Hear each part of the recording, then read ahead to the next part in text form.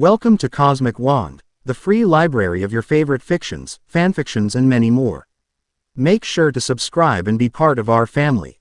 Now let's begin. It wasn't dark. In fact, it was noon. Lucius Malfoy was waiting in a small clearing in a forest. Not a forest like the Forbidden Forest, but a normal forest. In the background there were mountains with small patches of snow on them. There was a faint rainbow in the sky, for it had rained about an hour ago. It was the perfect July day. Lucius had absolutely no idea why Voldemort insisted on meeting in places that look like a 6-year-old's fantasy world. But one does not simply question his decisions. Those who do usually end up kind of dead. "Lucius," the voice of Voldemort said from behind him, "I am pleased you could make it." "What is it you needed, my lord?" asked Lucius, turning around. "Who is the new defense against the dark arts teacher at Hogwarts?" "2 witches have been hired, a Willow Rosenberg and Tara Maclay. Dumbledore feels that the job may need more than one teacher. They come from the United States. They use ancient Romanian magic." "Interesting. That form of magic takes much concentration. But Muggles can perform it, although they would have an extremely difficult time with it. Am I correct in assuming that Dumbledore has not hired Muggles?" "You are correct. Witches are bringing friends with them. A boy and girl that are to be married. And Rupert Giles is returning to England." "Rupert Giles, you waited until now to tell me this. He has power to destroy us." "I know. But that is not all. A 15-year-old girl. 15. Harry Potter's age. She is the one." "What are you talking about, my lord? Do you know of the prophecy of the body?" "I've never heard of it." "Trelawney's prediction is that 6 people, all of them students, can make a group that will be indestructible once formed. It can only be made by them standing in a certain position. The 2 minds stand next to each other, with the wand, heart, and senses in a line in front of them. The spirit stands directly in front of the heart. Once this happens, all will be lost to us. We know that the minds are the Mudblood and the Weasley boy, and we know that the wand is Potter, but the other 3 remain a mystery. Yet, we know that the other Weasley fits in somehow. What she is, we don't know, and we know that the senses is a boy. Have your son keep a lookout for him. Figuring out who is the heart and who is the spirit could be the crucial part. You see, once they have banded, the heart can kill me and anyone else they feel is a threat. If we take the heart, the rest will fall." "So," interrupted Lucius, "if the heart is either the Weasley girl or the girl moving here, why don't we just kill them both?" "Killing the heart is indeed our goal, but killing her without weakening her first, that would not be wise, for she can stand alone, yet she is stronger with the wand by her side. The wand, being Harry, will be difficult to kill. We need to weaken him. He needs the heart and the spirit. So we will to destroy the spirit. She is the target. This new girl could either be the heart, or the spirit. Which means we either have to kill her or avoid her, because if she is the heart and she possesses the power to kill all of us with one single swipe. We will get to work immediately. Is there anything else?" "My lord, no, not today." "All right, I'll remember to tell Draco to keep an eye out for possible candidates for the census." "Good," Voldemort said simply. And with that he disappeared into thin air. So what do you all think?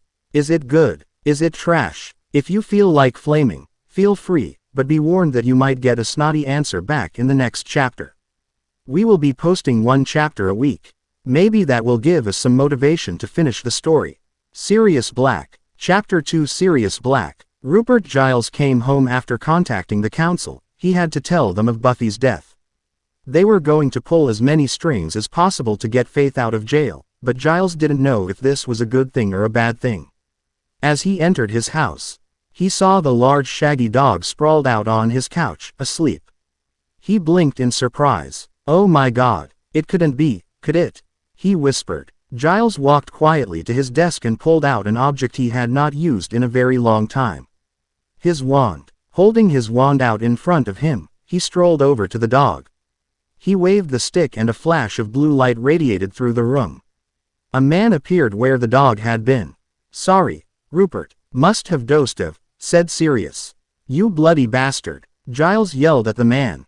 "You killed Lily and James. What the hell did you do that for? We were 1 week from the World Cup. That's the bloody World Cup. And then you had to go and kill our seeker. England will never get a seeker as good as James Potter and you killed him. It didn't help that you went and got yourself arrested. So we lost a beater, too. I still have nightmares about that sodding game. Calm down, man, said Sirius, but not in a surfer kind of way, an English kind of way. Let me explain, Rupert. You see, I was not the Potter's secret keeper. It was Peter Pettigrew. Oh. Giles then listened as Sirius went on to a long story about how he was wrongly charged, and the problems that his godson had at his school. At the end, however, Giles heard something that chilled him to the very bone.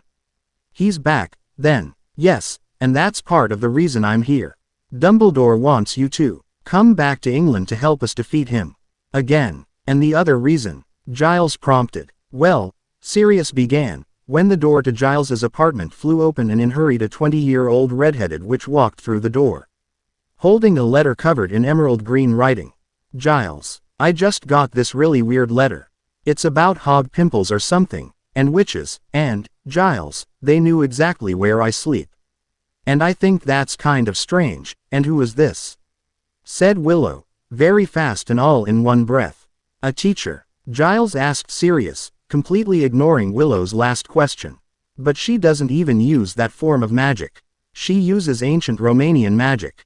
How can she teach? She has no idea that that world even exists. She does now, Sirius said smiling. And we've asked another witch to. The door burst open for the second time that day and in walked a 20-year-old blonde witch. Willow, Tara exclaimed with sadness in her voice. I've been looking everywhere for you. Willow, I'm really sorry I have to move to England. Something came up in my mom's old school, and they want me to teach, and... Me too, Willow exclaimed holding up her letter. Great, Tara said enthusiastically. Who is this? She turned her attention to Sirius. Tara and Willow, this is Sirius Black. He's an old friend of mine from England. Sirius, this is Tara and Willow, my heir, are we friends? He asked uncertainly to the girls. I suppose so, Willow answered. I mean you have known me for 5 years and all. How do you two know each other? Asked Tara taking a seat on a chair across from the couch where Sirius and Giles were seated. We were on the same Quidditch team. The Chudley Cannons, answered Giles. You played Quidditch? Tara asked Giles with a hint of amusement in her voice. I'll have you know I was captain, a keeper. Sirius here was my beater and James Potter played seeker and... You knew James Potter, interrupted Tara. Yes, we were a week away from the RLD Cup when the incident happened. Did you know Harry when he was a baby? Asked Tara. Just as Giles was about to open his mouth to speak, Willow voiced her confusion. I'm very confused, she said. Don's friends. Disclaimer.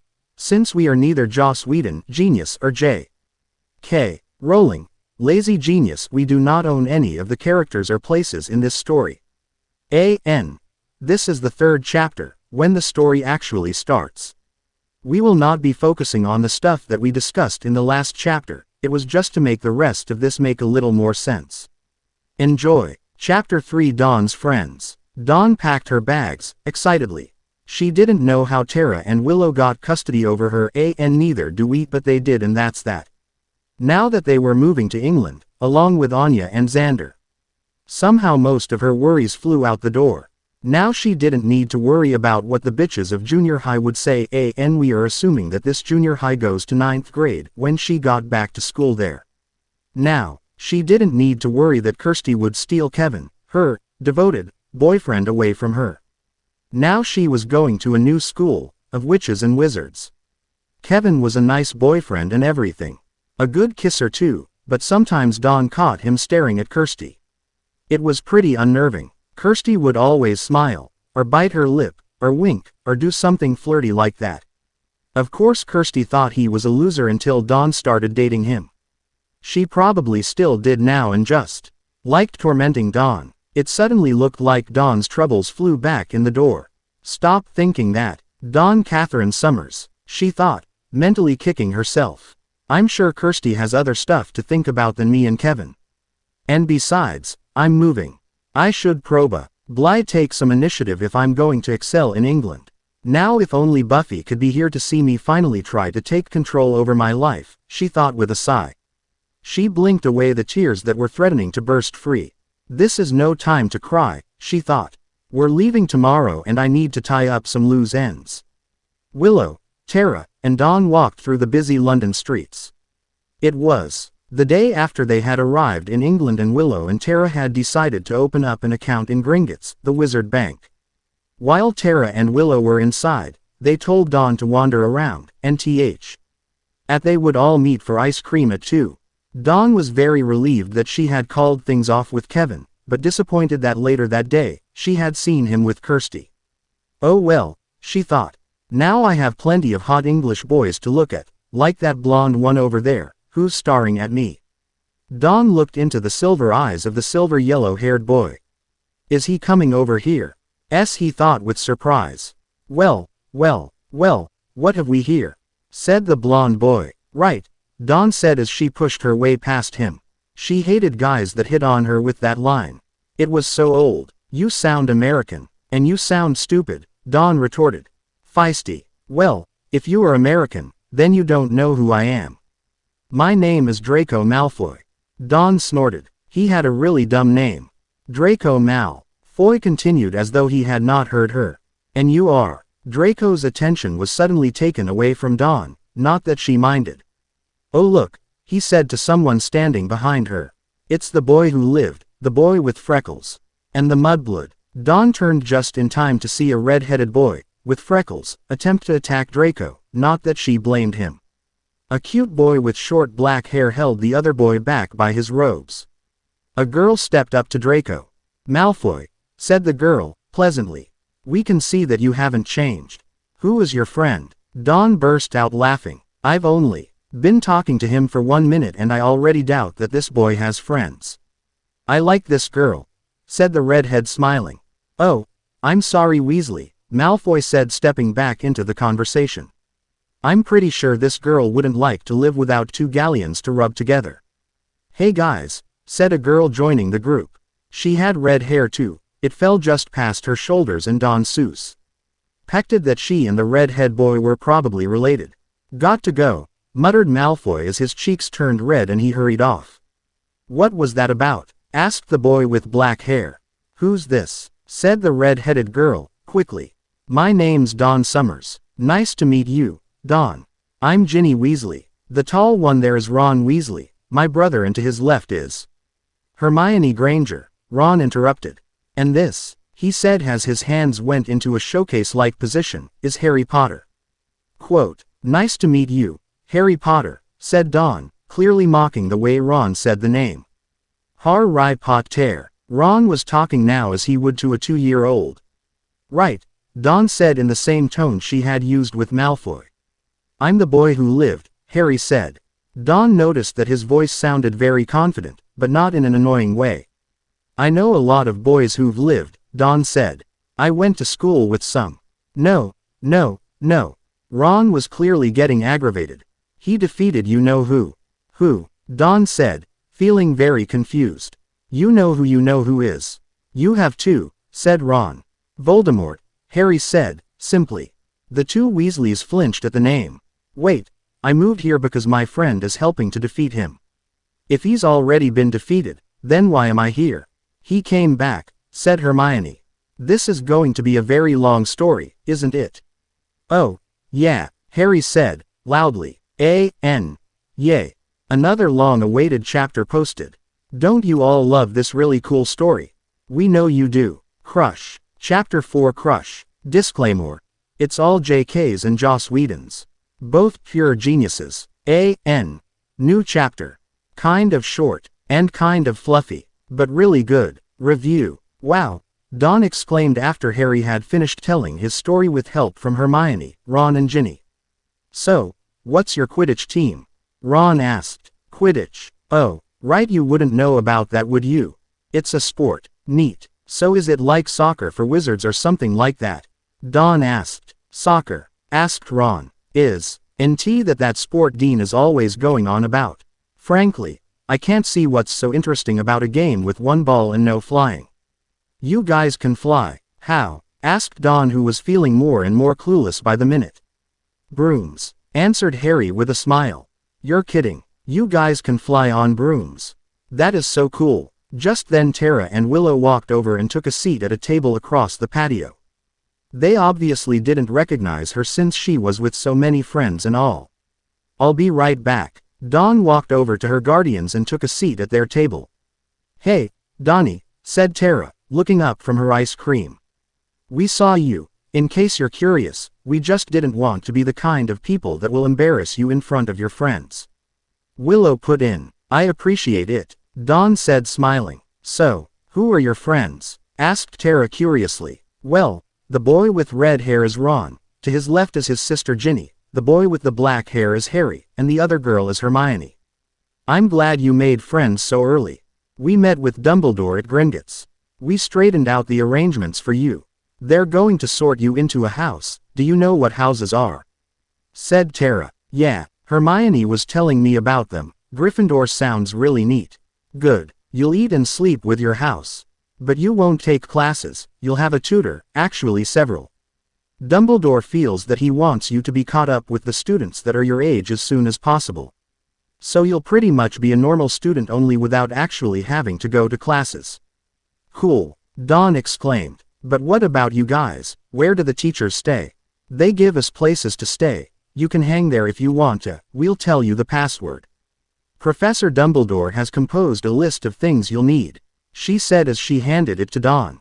Do you want us to tag along while you buy it all, or are you embarrassed to be seen with us? I'll go alone, if you don't mind. Okay, here is some money, said Willow handing her pouch which was slightly heavy. Meet us in the Leaky Cauldron at 5, okay. Sure, see you then, Dawn said as she walked back to her new friends and melting ice cream. Who's that? Asked Harry smiling as she sat down. My guardians, Tara and Willow. That's Professor Maclay and Rosenberg to you, she answered as she stirred what was once her ice cream. Those are the new defense against the dark arts teachers, asked Hermione excitedly. You didn't tell us your guardians were going to be our new professors. Do you think you could introduce me? I have a question for them. Quote, sure, anyone else want to come? Answered Dawn as she stood up and threw away her ice cream. No, thanks, said Ron immediately. I'll stick with Ron, answered Harry, who was still smiling. Ginny shrugged. Sure, I'll go. Does Harry always smile like that? Asked Dawn as the three girls walked over to Tara and Willow. No, he hasn't smiled, really smiled, all summer. But for some reason he seems to do it a lot when you're around, answered Ginny grinning. What's that supposed to mean? Asked Dawn as they reached their destination. Figure it out, was Ginny's reply. So, Ron, what do you think of Dawn? Asked Harry as they watched the girls walk across the patio talking. Why? Asked Ron suspiciously. No reason. Well, she's nice, plus she doesn't like Malfoy, and she's pretty. But what do we really know about her? I mean, why does she have guardians? What happened to her parents, and why didn't she go to a magical school when she was 11? I'm sure they have them in California. I know what you mean, but we can't just ask her those questions, they might be personal. I guess. So what do you think of her? Why do you ask? Becca, you haven't smiled at all since the third task, but for some reason, since you met her that is all you've been doing. I just think she's nice, and smart, and pretty, and interesting, and, alright, I get it, you like her. Well, yeah, what's not to like? I thought so, Ron said happily because he figured out how Harry really felt about Dawn, before Harry did. Did you like it? We hope so. Please review. More Draco and some twins in the next chapter, so don't miss it. Bye, shouted Dawn from the window of the train at three people who had been there throughout her life. Bye, Dawn, Xander, Anya. And Giles called back. The train had started to move. She wandered around the compartments hoping to find Harry, Ginny, Hermione, and Ron. She opened the door to one because she saw someone with red hair enter it. But she was wrong because when she opened the door, inside there were two redheads, twins. Hello, said one standing up. I'm George Weasley, and this is Fred Weasley. You've heard of us, of course. Sorry, no, you've never heard of the Weasley twins? Asked Fred standing up. Wizard Weasley Wheezes, the joke shop company. Everyone has heard of it. Sorry boys, I'm from California and I haven't heard about many English boys. And you are? Asked George. Don, she said, shaking his hand. Don Summers. Are you new here, Don? Asked George. Yeah, I am. Are you guys related to Ron Weasley? Yeah, we know Ron. He's our brother, unfortunately, said George. Do you know where he is? She asked them. Second compartment down on your left. And take one of these, he said, handing me what looked like an order form, in case you need some revenge early on in your Hogwarts career. He winked. She smiled, and then she left. Dawn walked down the corridor until she came to the door where the George had said to go. She knocked on the door and entered to see Hermione and Ginny sitting across from each other by the windows, and Ron was next to Hermione and Harry was next to Ginny. Hey guys, greeted Dawn as she entered the compartment. Hey Dawn, said Harry with a big smile reappearing on his face. Care to join us? He said, gesturing to the seat next to him. Cool, she said as she sat down next to Harry. As they were playing Exploding Snap, the compartment door opened. In walked Draco Malfoy, flanked by two very burly-looking boys. Well, it looks like there's another member of the Dream Team, he exclaimed. Shut it, Malfoy, Hermione said, icily. Are you going to get sorted? Malfoy asked. Yes. Dawn tried to mimic Hermione's tone when she spoke. Before, I might have hoped you would be a Slytherin, but now, I can see that you're nothing more than a pathetic Gryffindor. You would rather hang out with the poorest, filthiest person in school there is, a Weiss. All this time, Ginny's face had been turning more and more red, until finally, she stood up and looked Malfoy straight in the eye. Listen here, Malfoy, you shut your hole, turn around and walk out of this compartment. And don't you even think about insulting my family again. Malfoy looked at Ginny with an odd expression that Dawn couldn't read, but one thing was for certain, it wasn't hate. Malfoy's buddies started advancing, but Malfoy stopped them and muttered, let's go, and they exited. Go Ginny, Ron cheered as Ginny sat down sheepishly. Wong, N must have a knack for getting rid of Malfoy, you and Hermione do at least. I bet Dawn will get it soon. Don't count on it, I'm not good at much. Dawn said. Sure you are, everyone's good at something, encouraged Harry, smiling. Take Ginny for example, said Ron looking over at Ginny. She is a great actress. If she told me I was expelled from Hogwarts last year, I'd probably believe her. Ron, supported Hermione. He's great at chess. Strategy is his strong point. Harry, he is an amazing flyer, and good at Quidditch, too. And Hermione, said Ron smiling at her, what isn't she good at? Knows more than the four of us put together. Brightest crayon in the box. What about you? Asked Harry smiling some more. What are you good at? Well, I guess I'm good at ice skating. I grew up around ice. My older sister, she began as tears moistened in her eyes but she forced them back. She would not cry in front of her new friends. She ice skated a lot when I was 2 or 3, maybe even 4. So I've been ice skating since. It's really fun. Do you guys skate? No, said Hermione sighing. My parents thought about signing me up for lessons, but they just never got around to it. Like the Dursleys would ever bother to have me taught or to even get skates at all, answered Harry. No, said Ron and Ginny together. When the lake freezes at Hogwarts, will you teach us? Asked Harry eagerly. If you want. There's a lake at Hogwarts. Wow, my school back home did not have a lake, or much of anything at that. Is there anything else I need to know? About Hogwarts, or the magical world in general? Avoid Snape, said Ron immediately. He really is not the kind of teacher you mess with. And McGonagall, offered Harry, you shouldn't cross her. Minutes later, their Exploding Snap game had resumed. They played until the witch selling sweets came by and Dawn bought lots of everything and was having fun reading about famous witches and wizards on the cards and tasting Bertie Bott's every flavor beans. And spitting out the gross ones when Hermione asked her a question she didn't want to answer. I don't mean to offend you, Hermione began, but you mentioned an older sister a while back. Is she here with you? No, said Dawn hesitantly, she died last year. Oh, I'm so sorry. Hermione exclaimed sorrowfully. The others looked quite dumbstruck as well. It's okay. I guess what makes it even harder is that she died for me, sacrificed herself for me. Dawn said softly, tears welling up in her eyes. Do you want to talk about it? Asked Ginny sensitively. Well, it hurts to think about it. But, I guess it's time I should. You guys know about vampires, right? Yeah. Answered Ron, whom looked more composed than usual. Well, we have a big vampire problem in California. They're all over the place, especially in Sunnydale because it's built on a helmet. A what? Asked Ginny. Could you explain, Hermione? Dawn asked. Sure. A helmet is like a door to hell. If it is opened, then all the demons from hell can escape and kill in our world, so it's a good thing to keep it closed. It's also a center for mystical energy, where vampires and demons are very common. Who in their right mind would build a town on that? Asked Ron. Our mayor. Answered Dawn. Although he was immortal and had an ascension on his calendar. Then why aren't you dead? You survived that? Asked Hermione, who was clearly the only person there that knew what Dawn was talking about. My sister killed him, after he ascended. Long story, I'm sure. So, continued Dawn, as long as there have been vampires there has been a vampire slayer. A vampire slayer is a girl that is given like special strength and speed and stuff, and her job is to kill vampires.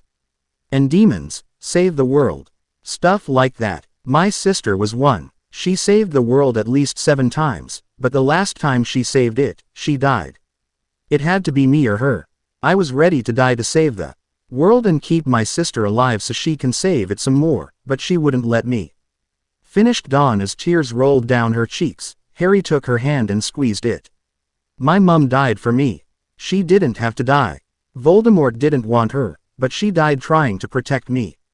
Harry said quietly, no longer smiling. I've heard about that. I'm sorry, Dawn said, giving Harry a sympathizing look. Don't worry about it. It happened a long time ago, he replied, giving Dawn a small smile. We're almost there. We need to change clothes. Hermione shouted suddenly, pushing the boys out the door.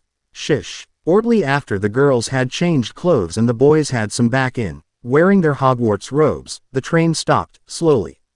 And Dawn had to admit, Harry looked pretty darn good in his robes, especially Easy Alley with the robe being gold and red. When they got out, Dawn saw, to her amazement, a huge castle. Please review. Major surprise in the next chapter. The Sorting and the Murder. Chapter 6. Sorting and the Murder done. As she stood there, breathless, she murmured, no one told me it was a castle. Next to her, Harry laughed. Pretty impressive, huh? He said softly in her ear. She could feel his breath on her neck and it sent shivers down her spine. She said. They all entered a horseless carriage and made their way to Hogwarts. This is amazing, Dawn said in awe as they entered the entrance hall. And you still haven't seen the Great Hall or the Gryffindor Common Room. Ginny said. I haven't been sorted yet, don't get your hopes up. I'll probably be a Pufflepuff, or whatever. Nah, Harry said smiling. You're a Gryffindor if I've ever seen one. And I think it's Hufflepuff, he added with a grin. Just then a stern-looking woman walked up to the group. Dawn Summers, said the woman, yes. Come with me, please. Dawn followed after the woman, feeling very nervous. Eventually they met up with some 11-year-olds. And walked into a huge room that was lit with floating candles. Had no ceiling, and was filled with kids wearing robes and pointed hats. There was a small stage, at the end of the hall. On it there was a small wooden stool with an old tattered hat on it. One by one the students were called forward and they placed the hat on their head and it called out a house that they should belong to.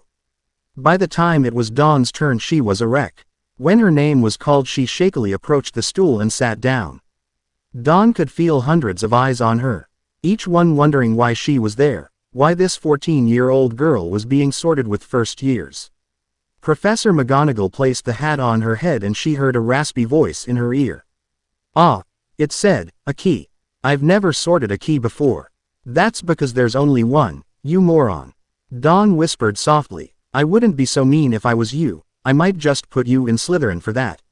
Sorry, thought Dawn. Okay, now let's get down to business. You've got power, yes, and intelligence, it's there too. Your loyalty and bravery certainly do stand out. But what I can see most of all in you is your heart. It's so bright and strong it's blinding. That's why you'd have to be a Gryffindor. The Gryffindor table cheered, especially her new friends. We know, you guys are just so surprised that she is in Gryffindor. I bet none of you saw it coming, yo. You were frozen in shock when you read this. Dawn walked shakily to the table, and Harry scooted over to make room for her. See, he whispered in her ear after she sat down, pure Gryffindor. Dawn turned her head slightly, and looked at him. Kind of like you, she replied softly. Their eyes locked for a moment, but Harry broke the connection, and they both turned to the others to listen to their conversation. Bet you Victor Crumb wouldn't be a Gryffindor, Ron remarked, snidely. That has nothing to do with anything. Hermione looked like she was trying desperately not to kill Ron. Fine then, let's talk about what we did over the summer. Hermione, how's your boyfriend? Ron, of course, how silly of me for asking.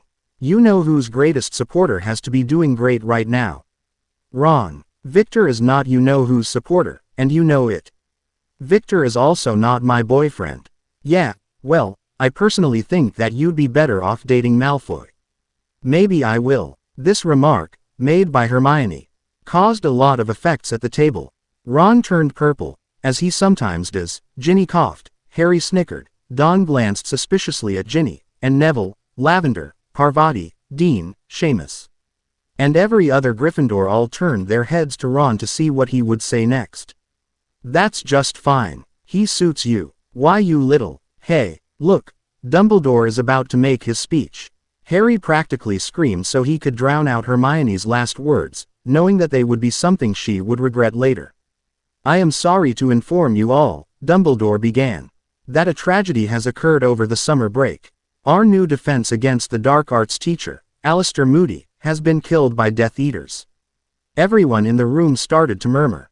Oh my God, whispered Harry as he dropped his spoon. Hermione reached over and grabbed his hand, comfortingly. No one blames you, Harry, Ron reassured. I do, Harry said, bluntly. Ron and Hermione cast a worried glance at each other, suddenly united. Dumbledore continued. So, for this year only, you will be taught defense against the dark arts in 2 classes. 5th year and up will be taught by Professors Rosenberg and Maclay.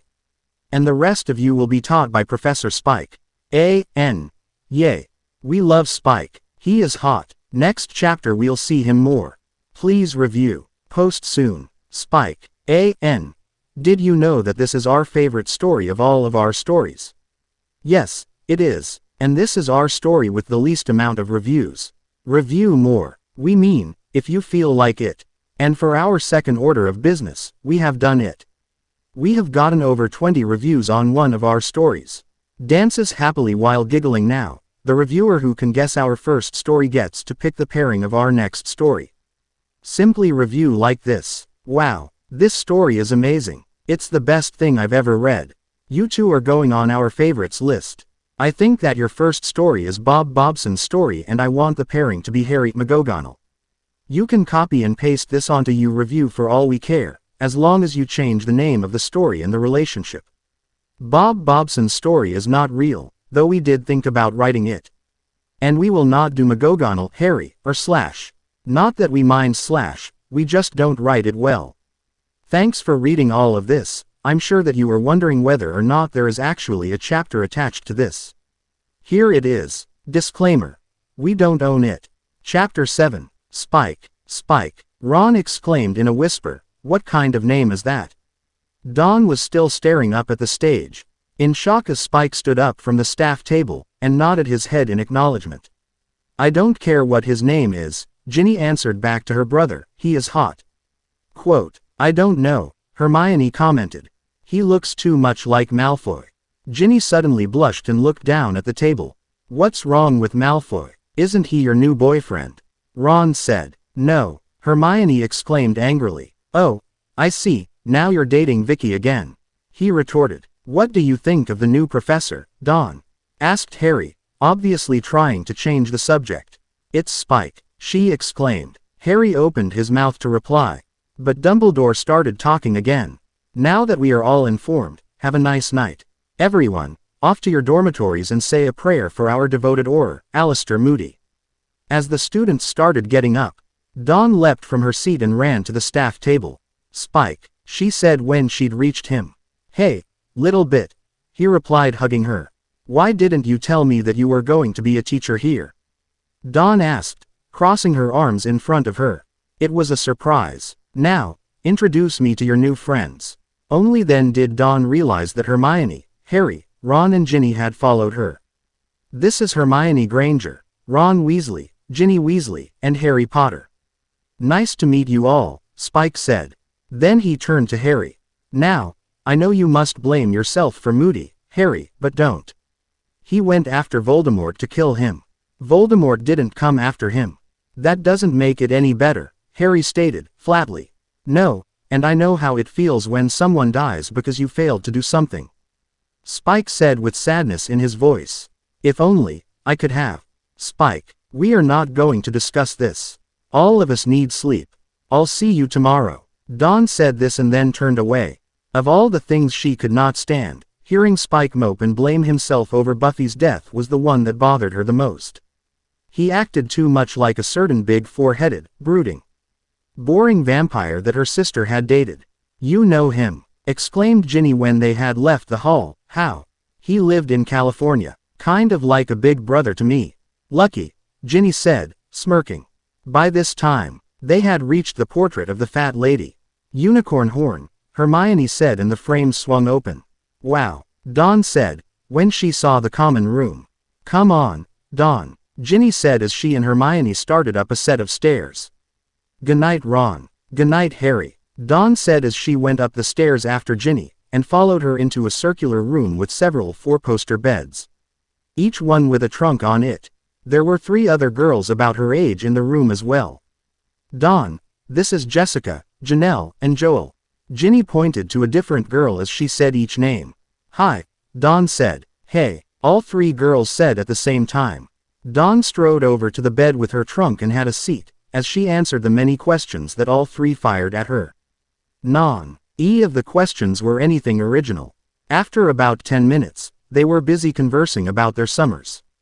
Dawn was almost asleep when she heard something that suddenly woke her up. Ink Harry will ask Cho Chang out this year. Dawn couldn't see who said this because it was dark in the room now, but it sounded like Jessica's high-pitched voice. No way. This voice sounded like Joel. Not after the whole Cedric Diggory thing. He'll probably stay as far away from her as possible. This must have been Janelle. Not to mention he has his hands full trying to keep Ron and Hermione from killing each other. Joel joked, followed by 3 different sets of laughter. I wonder when Hermione will realize that the reason Ron won't leave Victor Crumb alone is the fact that he is infatuated with her. If she doesn't though, I'm asking him out, because he is so cute. That was defiantly Jessica. I though you like Draco Malfoy, Jessica, said Janelle. I'm going to ask them both out. How hard can it be? This statement was followed by giggles. And aren't you trying to date both the Weasley twins this year, Joel? Dawn heard someone move on her other side. If you 3 are D1 discussing how you are going to abuse all the boys this year, you might want to get some sleep. You'll need it, so maybe you won't fail so many of your classes this year. And just remember, that you must discuss the love lives of my brothers. Make sure I'm asleep first, so I don't get those scary mental images, Ginny said as loudly as she could, without waking up anyone outside the room. The 3 gossipy girls went back to bed. Dawn lay awake for much longer than that. She lay awake wondering, who was that girl they had mentioned with Harry? Did he like her? And why did she care? Why did the thought of Harry with another girl make Dawn feel like crying? Dawn stayed awake in her bed for at least an hour before she drifted into a sleep full of dreams about a certain dark-haired boy. More is coming soon. Do not fret. We know you all love it. Tutoring sessions. The long-awaited, next chapter. We hope you like it because it took me 10 minuets to make that stupid schedule. Disclaimer. You know, those names, we didn't make 'em up. JK did. And Joss did. Even the 3 J's, we didn't make those up either. They were in my class last year, but if they actually read this, I'll have a heart attack. Ha ha. Chapter 8 Tutoring. Dawn's schedule arrived at the same time as all the other students did, except hers was terribly different. Day, time, subject, tutor, length, room. 9 a.m. Saturday Sun Defense Dark Arts Professor. Spike 2 hectoseconds D55 4 o'clock Herbology N. Longbottom 1 HGH 5. 5 o'clock Charms F and G. Weasley 1 H Erm 205 6 o'clock History of Magic H. Granger 1 H Erm 576 7 o'clock Potions D. Malfoy 1 HD 27. 8 o'clock Transfiguration H. Potter 1 H Erm 122 12 a.m. Tuesday Astronomy H. Potter 1 HASTTW. Dawn groaned when she got to Malfoy's name, but smiled when she realized that she had Harry twice, and that Spike taught her a class. "Ooh, that your schedule?" asked Hermione, as she sat down at the breakfast table. "Let me see." After a few seconds, she exclaimed, "Yes.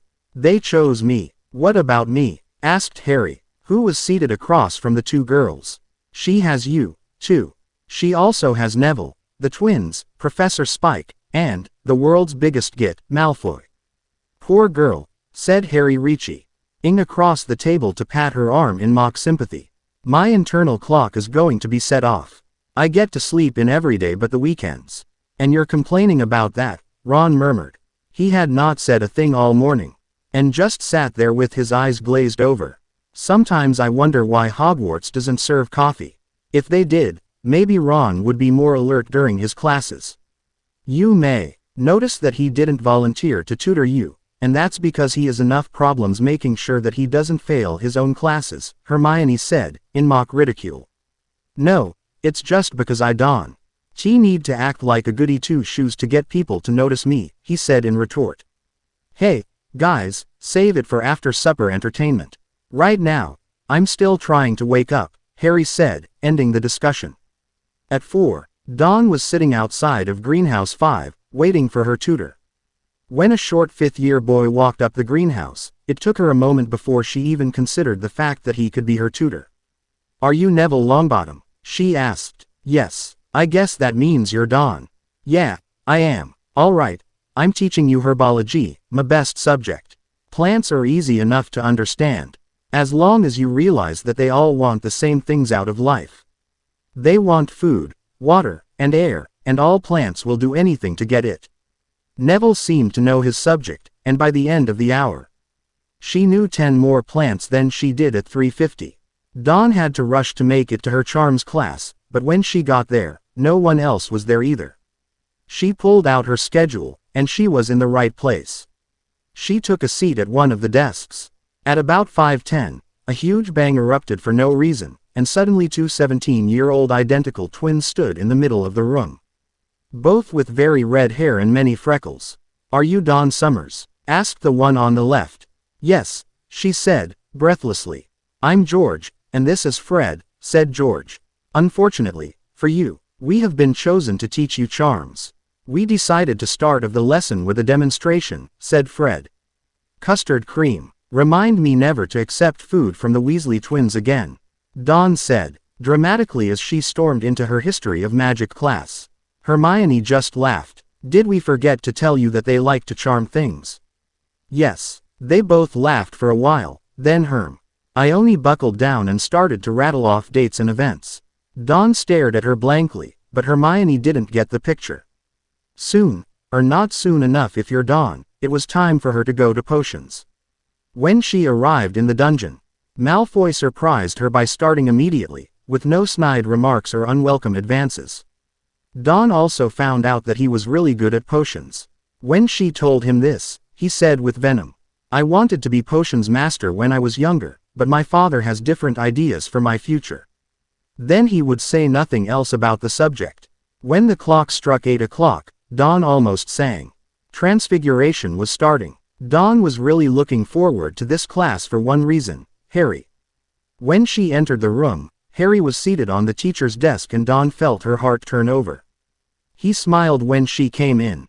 "Just in time," he said, gracefully getting off the desk. "And this is my last class, thank God."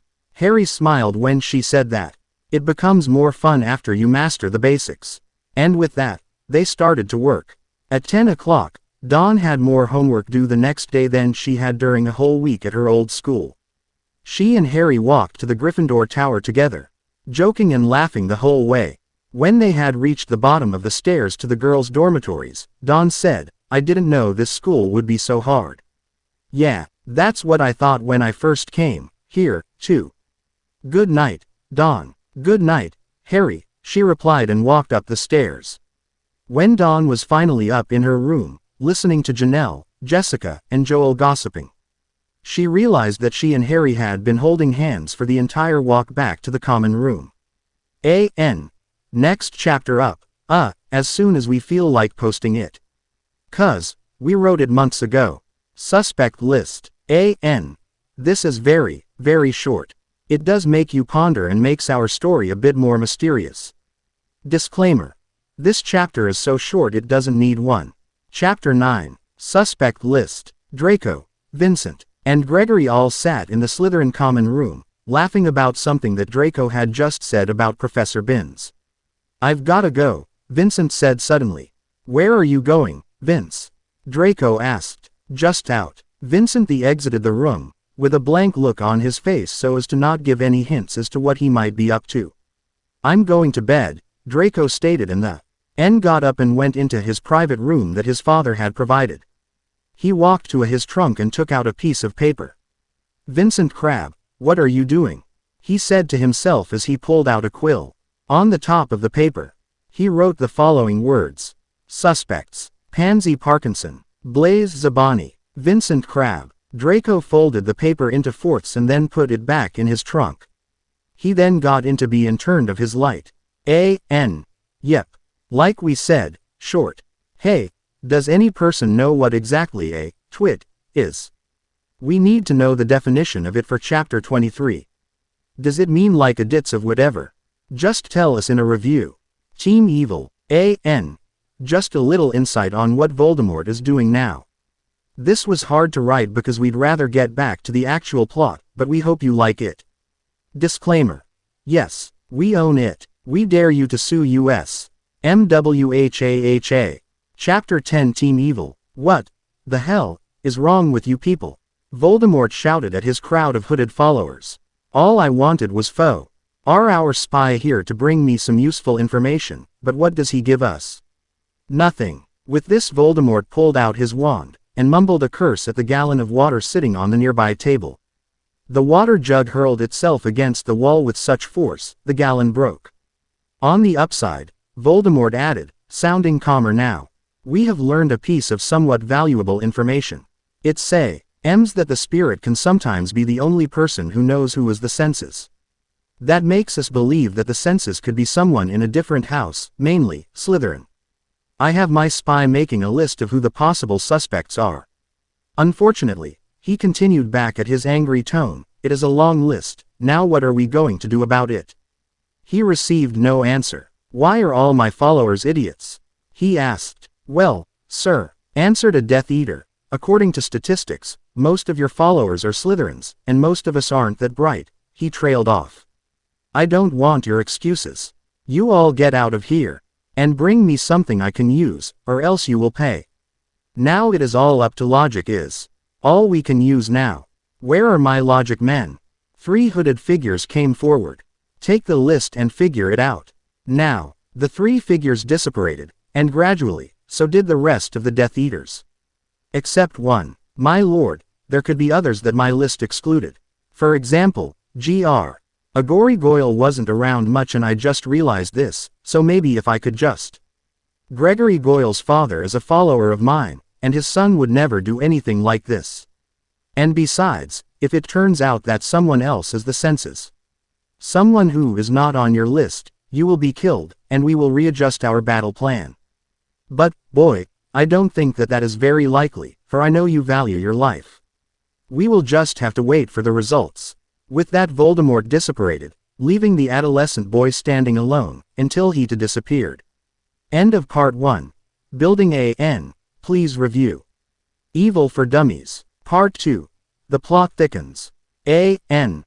Plot. What plot? We don't have a plot. Oh, right, we've got to get a plot. Disclaimer. We don't own it, okay. That wasn't that hard, actually. Chapter 11. Evil for Dummies. Voldemort sat on a chair in his lair, reading. The lair was a new improvement, because the Evil for Dummies said that all evil villains had to have a lair. This was the book he was reading. He had realized that if he could be defeated by an infant, he probably wasn't a very good evil mastermind. So he had one of his minions check the book out of the library. Rule number 1: never gloat. Many villains forget that when they have the protagonist trapped with no way out, there usually is a way out. So, the villain will start to brag about how well they have done finally catching the elusive so-and-so, giving the goody two-shoes time to either escape or be rescued. This has happened so many times, that it is quite expected. Example: Darth Vader. Rule number 2. Do not mutter your plan out to yourself. When alone or surrounded by people who know what your plan is, and you suddenly get the urge to remind yourself or them what your plan is, don't. When this urge comes along, it usually means that the protagonist is lurking around in your lair trying to figure out what your plan is. Telling them is not a good idea, because they will, undoubtedly, foil it. Example: every antagonist in Rescue Rangers. Voldemort grunted as he turned the page. This was some incredibly useful information. He had been foiled before by reminding himself of his plan to kill Lily and James. Hen the traitor Death Eater went and told them, and they put that stupid spell on themselves. Thank God it didn't work, or else he'd have 3 obnoxiously happy Potters after him instead of 1. Voldemort put the book down. He then reached over and picked up a stack of parchment that looked hundreds of years old. He flipped through them until he found what he was looking for. A short poem that read, "The fair-haired one is he, one with eyes and ears, beside him is the fire pure and angelic. Next is very powerful, quick of mind and tongue, more creative than his mate, logical, not as bright. To bind them all together, the one who will care last is the strongest, he will strike evil down. Together they form the body, the most powerful being of all." "Well, that narrows it down," he said. He put the poem away, happy that these new clues had come to him. The next chapter goes back to our favorite characters and lets Team Evil be. Midnight tutoring lesson and angry voices.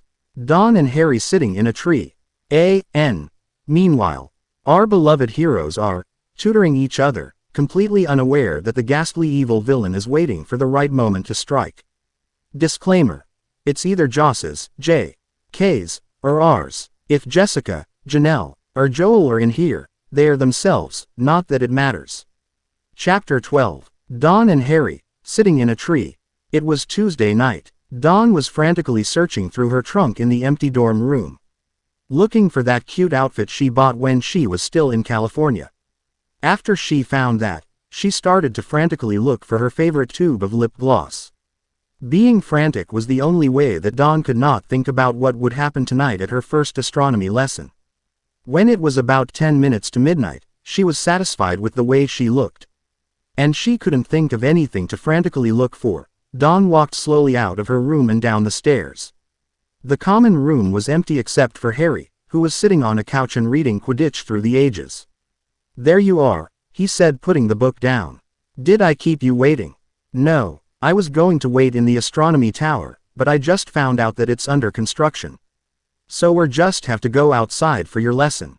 "Are we allowed to?" "I thought that Professor McGonagall made it pretty clear that we weren't to roam around outside the castle after hours." Harry just smiled when Dawn said this, and pulled out a silvery cloak from behind a pillow.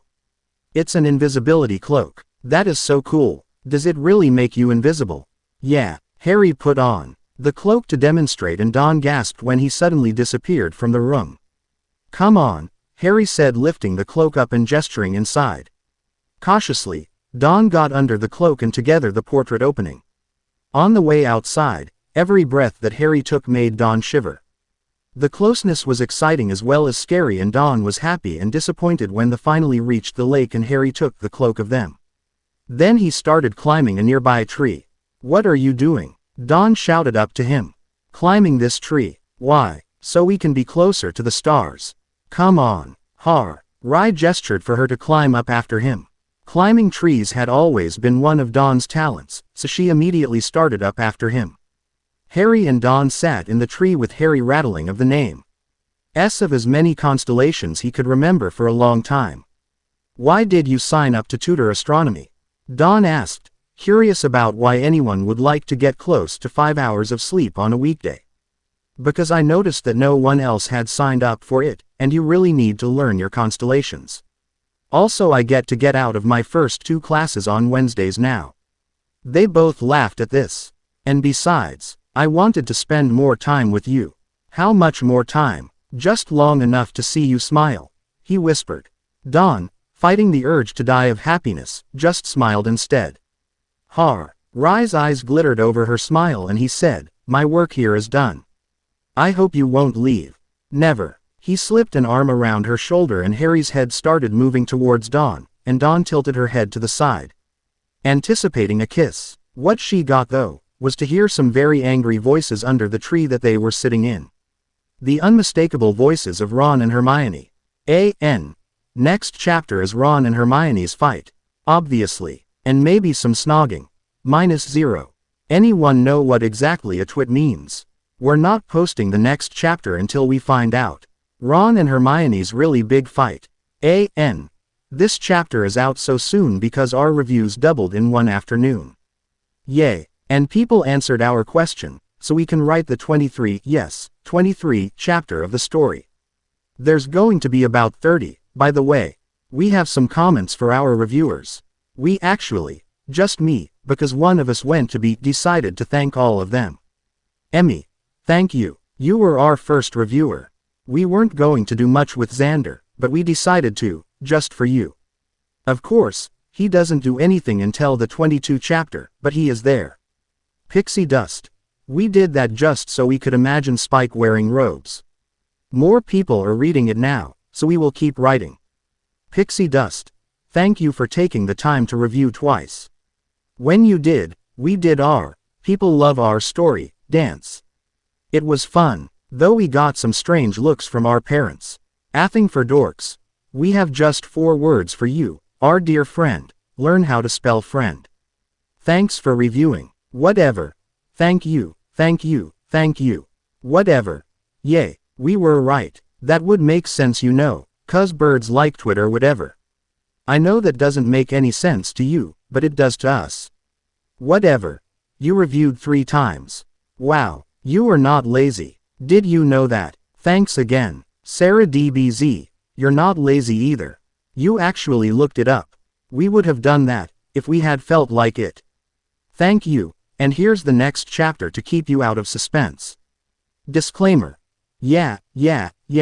Thanks for bringing us back down to the cold reality that we do not actually own these people. Chapter 13. Ron and Hermione's really big fight.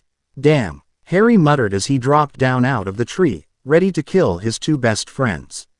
They seemed to choose the most inconvenient times to get in a fight. When he reached the ground, he saw that Hermione was standing 3 feet from Ron, looking ready to kill. Is that what you dragged me out here for? So I could listen to you insult Victor some more? She was yelling. The lousy bastard can't even tie his own shoes and you're dating him. What the hell is wrong with you? Wrong with me? What the hell is wrong with you?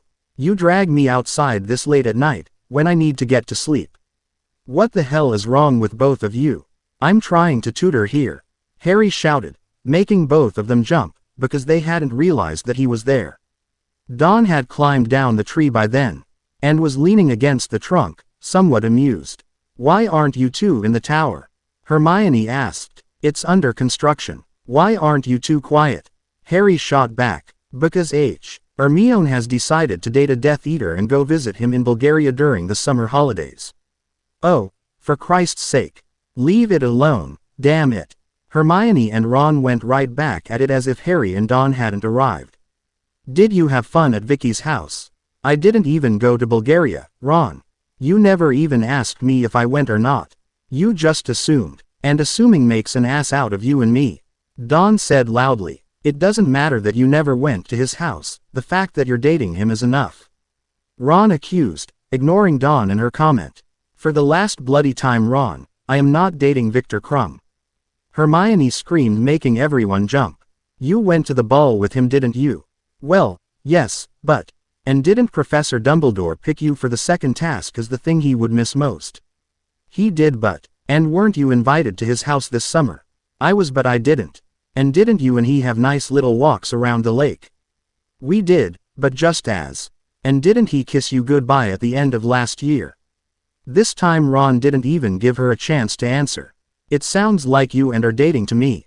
Hermione's face grew red until she pulled out her wand and pointed it right at Ron. Let's go, shall we? Harry whispered to Dawn, taking her hand and rushing off, unnoticed by his two best friends. What if they kill each other? Then we won. They have to live with their constant bickering. And what if they don't? Maybe they'll realize that they belong together. That might take a while. It might take forever, but we shouldn't interfere. If you say so. Dawn and Harry arrived at the fat lady, gave the password and climbed inside.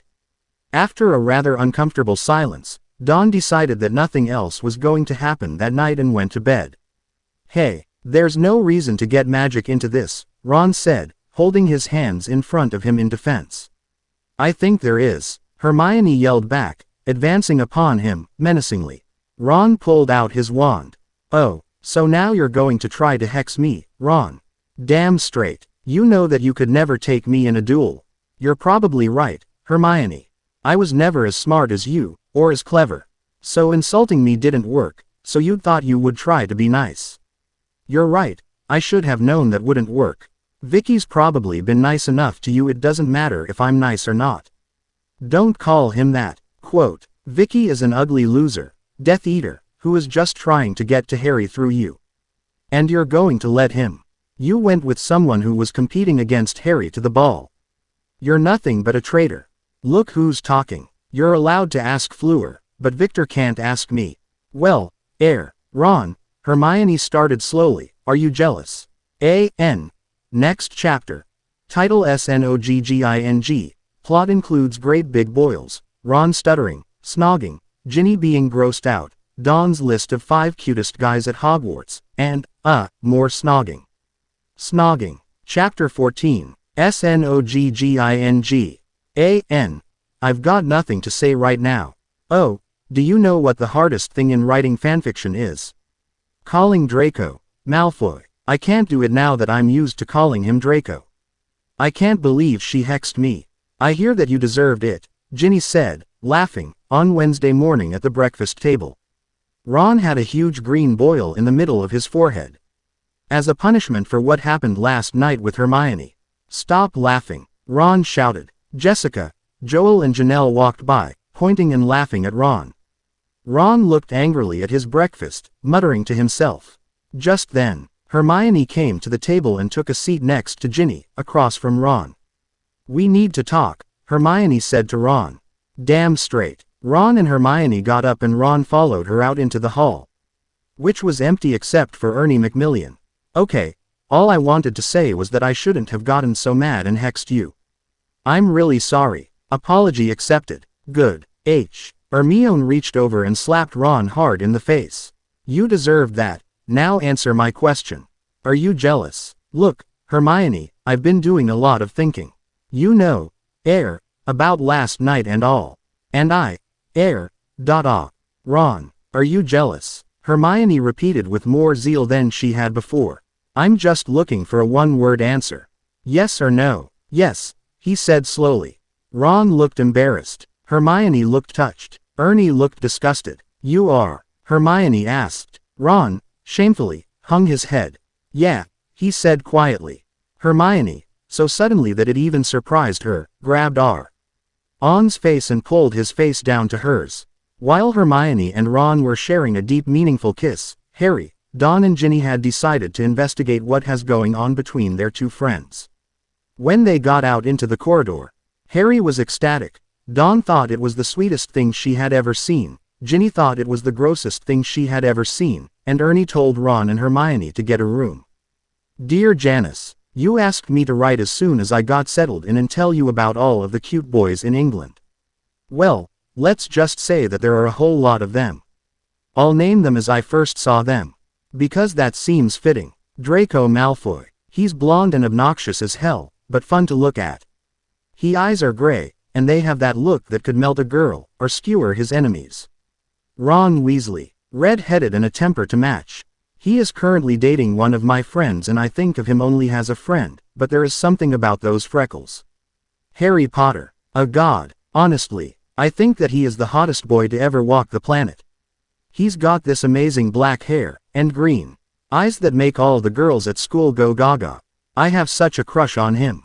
He is so sweet and funny. He's kind of got this thing that makes me feel special. Too bad he doesn't like me. I know, you hate it when I put myself down, but it's true.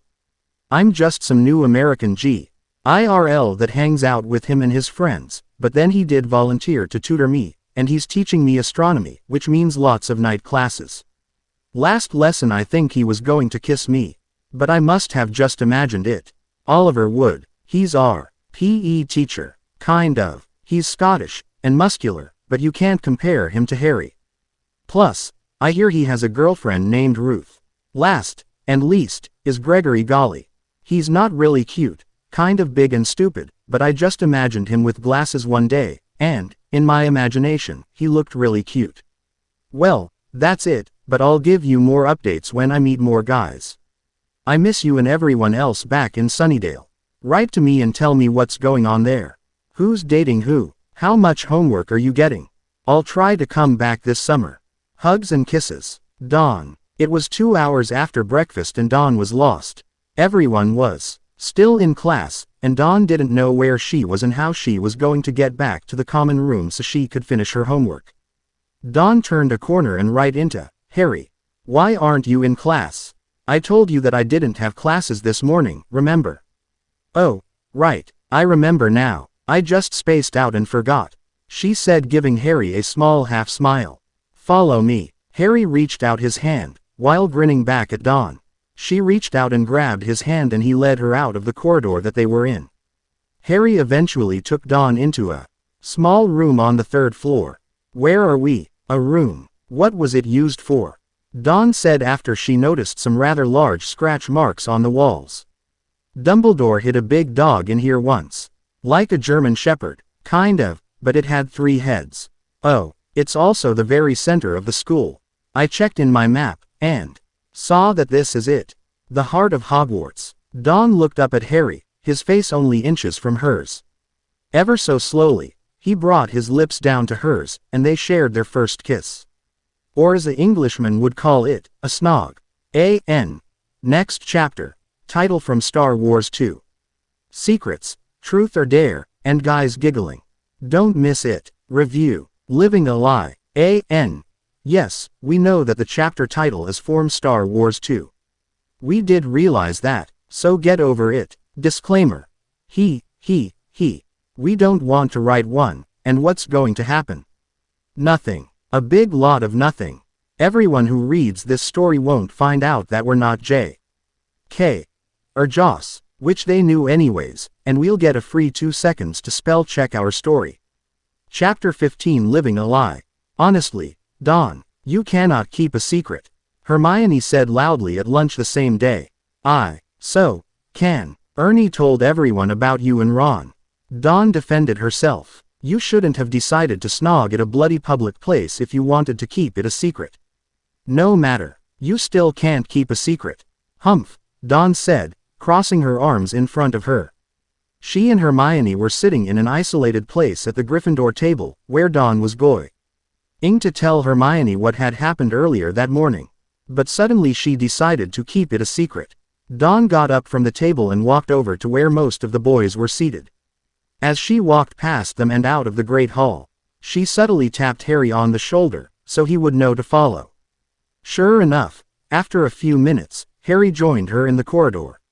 What's up? He asked. Have you told anyone yet?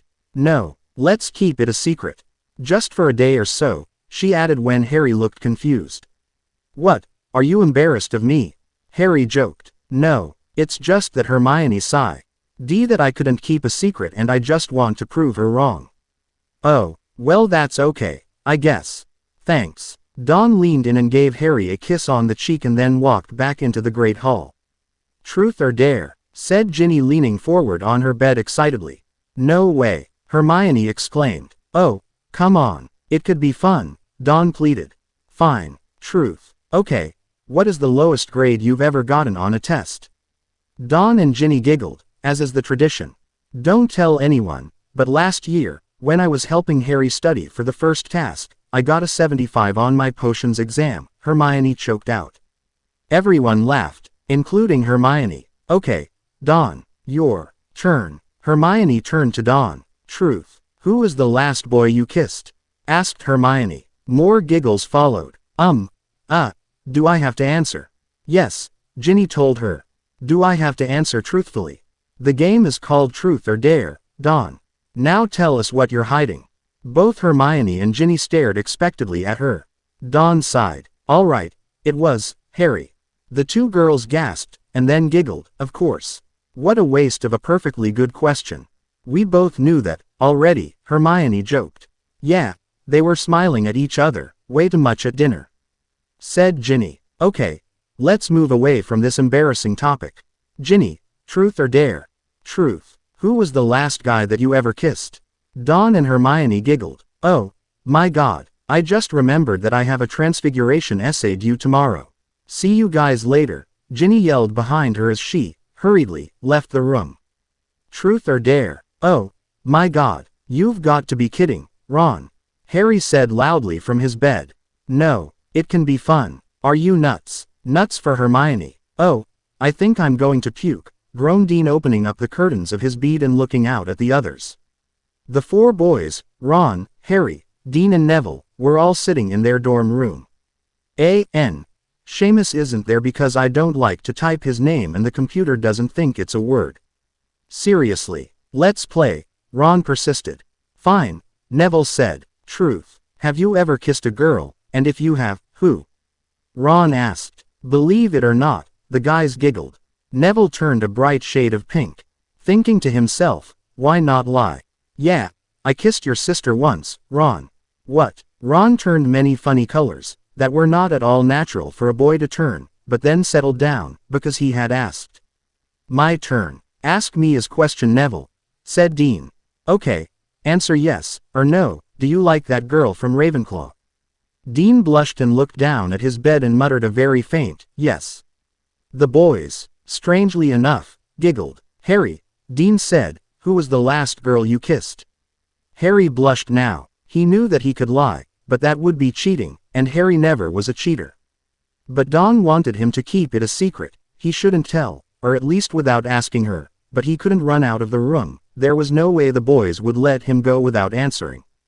Dawn, he said softly. I knew it, Ron said loudly. I knew you liked her. Yeah. But don't tell her that you know. I promised her that I would keep it a secret. Something about female pride. Harry, it sounds to me that she is embarrassed by you. I don't care how it sounds to you, Dean. I'm going to bed. Good night, Harry. Dean, truth or dare? Many a fight in the next chapter. Okay, only one fight, and they get back together, and then everyone gets in a fight, but that's in the remote future. All you need to know now, is that there is a ball comin'. G up and mass confusion follows the announcement. Ask politely. Who wants to see Harry be a complete prat? If you do, it's all in here. Disclaimer. I think both J.K. Rowling and Joss will have heart attacks if they ever read this story. Does that tell you that we don't own it? Oh, and the Janelle, Joel and Jessica would be upset if they read this as well. We don't own them either, not that we mind. Chapter 16. Ask politely. May I have your attention, please? The chatter that had filled the Great Hall stopped, and all heads turned toward Dumbledore. Thank you. Now, as most of you remember, last year we had a ball around Christmas time. We, the teachers and myself, thought that maybe something of the sort would help take your mind of the stress of this year. So, on the first night the students will return from the holidays, we will hold a glitter ball. That is all. A glitter ball, Hermione exclaimed. Yeah, I know. Who thought of that stupid name? Ron asked mockingly, but Hermione's glare made him drop the subject of the name. I mean, it sounds like fun. Would you like to go with me, Hermione? Yes, thanks for asking me first this time. Hermione glared as Ron blushed sheepishly into his shepherd's pie. Dawn beamed at Harry. Hey, Ginny, Neville yelled down the table from 3 seat up. Yeah, would you like to go to the glitter ball with me? Sure, Ginny winked, but Dawn was the only one to notice. Neville, Hermione asked. You couldn't even walk for days after the Yule Ball, and now you want to go to another dance with him. Neville is one of the sweetest, nicest boys at Hogwarts. Besides, he knows he's just a friend, Ginny explained. Ron snorted. Don grinned at Harry. Well, this is great. Hermione is going with Ron. Ginny is going with Neville, Don said, smiling at Harry. Oh, Hermione exclaimed, staring at the Slytherin table, where Draco Malfoy and Pansy Parkinson were obviously making plans to go to the ball. Looks like Team Obnoxious is blasting off again. I don't get it, Ron and Ginny said together. Hermione laughed. Harry snickered. Ron looked confused. Ginny looked confused. The Creevy brothers, who were sitting nearby, laughed hysterically. Don smiled at Hermione, but then sent a confused look over at Harry. By lunch, almost everyone had a date. Parvati was going with Dean. Colin and Dennis had decided not to go at all. Jessica was going with a simple-minded Hufflepuff named Donovan. Joel was going with a quiet Slytherin named Ed. Janelle was going with a Ravenclaw with a great singing voice named Justin. And Dawn was going with nobody. Yet, well, now almost everyone has a date. Dawn frowned at Harry. Looks like everyone paired off quite nicely. Ginny also frowned at Harry. Except Colin, Dennis, Harry and Dawn. Hermione frowned at Harry. I guess so. Harry looked somewhat confused. Dawn started glaring at Harry. Yeah, now if only Harry and Dawn had dates. Ron, also thinking that Harry was being a twit, frowned at Harry. If only, Harry said bluntly. Dawn, looking rather pissed, threw down her fork, and raced out of the room. Wonder what's wrong with her. Harry. All three of Harry's friends glared angrily at him. I'm just kidding. I'm going out now. Happy. Everyone glared at Harry. Dawn was sobbing in the common room, but when she heard the door open, she looked up. It was Seamus. Hey, Dawn, Seamus said, smiling a little too much. Hey, Seamus, Dawn said groggily. To her disappointment, he sat down next to her. So, what is up? Seamus recently was trying to talk in American slang. And let's just say that it wasn't working. Nothing. Good. Now I know you and Harry have a thing, but since I know he hasn't asked you to go to the ball yet, and I was wondering Seamus was cut of when the portrait hole opened and Harry walked in. Sure, Seamus, I would love to go to the glitter ball with you, Dawn said loudly and with false enthusiasm. Harry's chin dropped. Really? That's great. Then he looked at the odd expression on Harry's face. I mean, good, good, I'll talk to you later, Seamus. Bye. With that, Seamus bounded up the stairs. I cannot believe that Slimy Weasel just asked you to the ball. And you said yes. I cannot believe that an almost complete stranger asked me to the ball before my boyfriend did. I'll see you around, Harry. Dawn stormed out of the room before Harry had a chance to retaliate. Oh. This does not look good. Don't worry people, you know they'll get back together eventually. Next chapter. Dawn cussing at Draco. The glitter ball starts, big changes in Neville, and more insight on who our mysterious new Death Eater is. Sound interesting? Hope you liked this one. Please review. The glitter ball. Hey.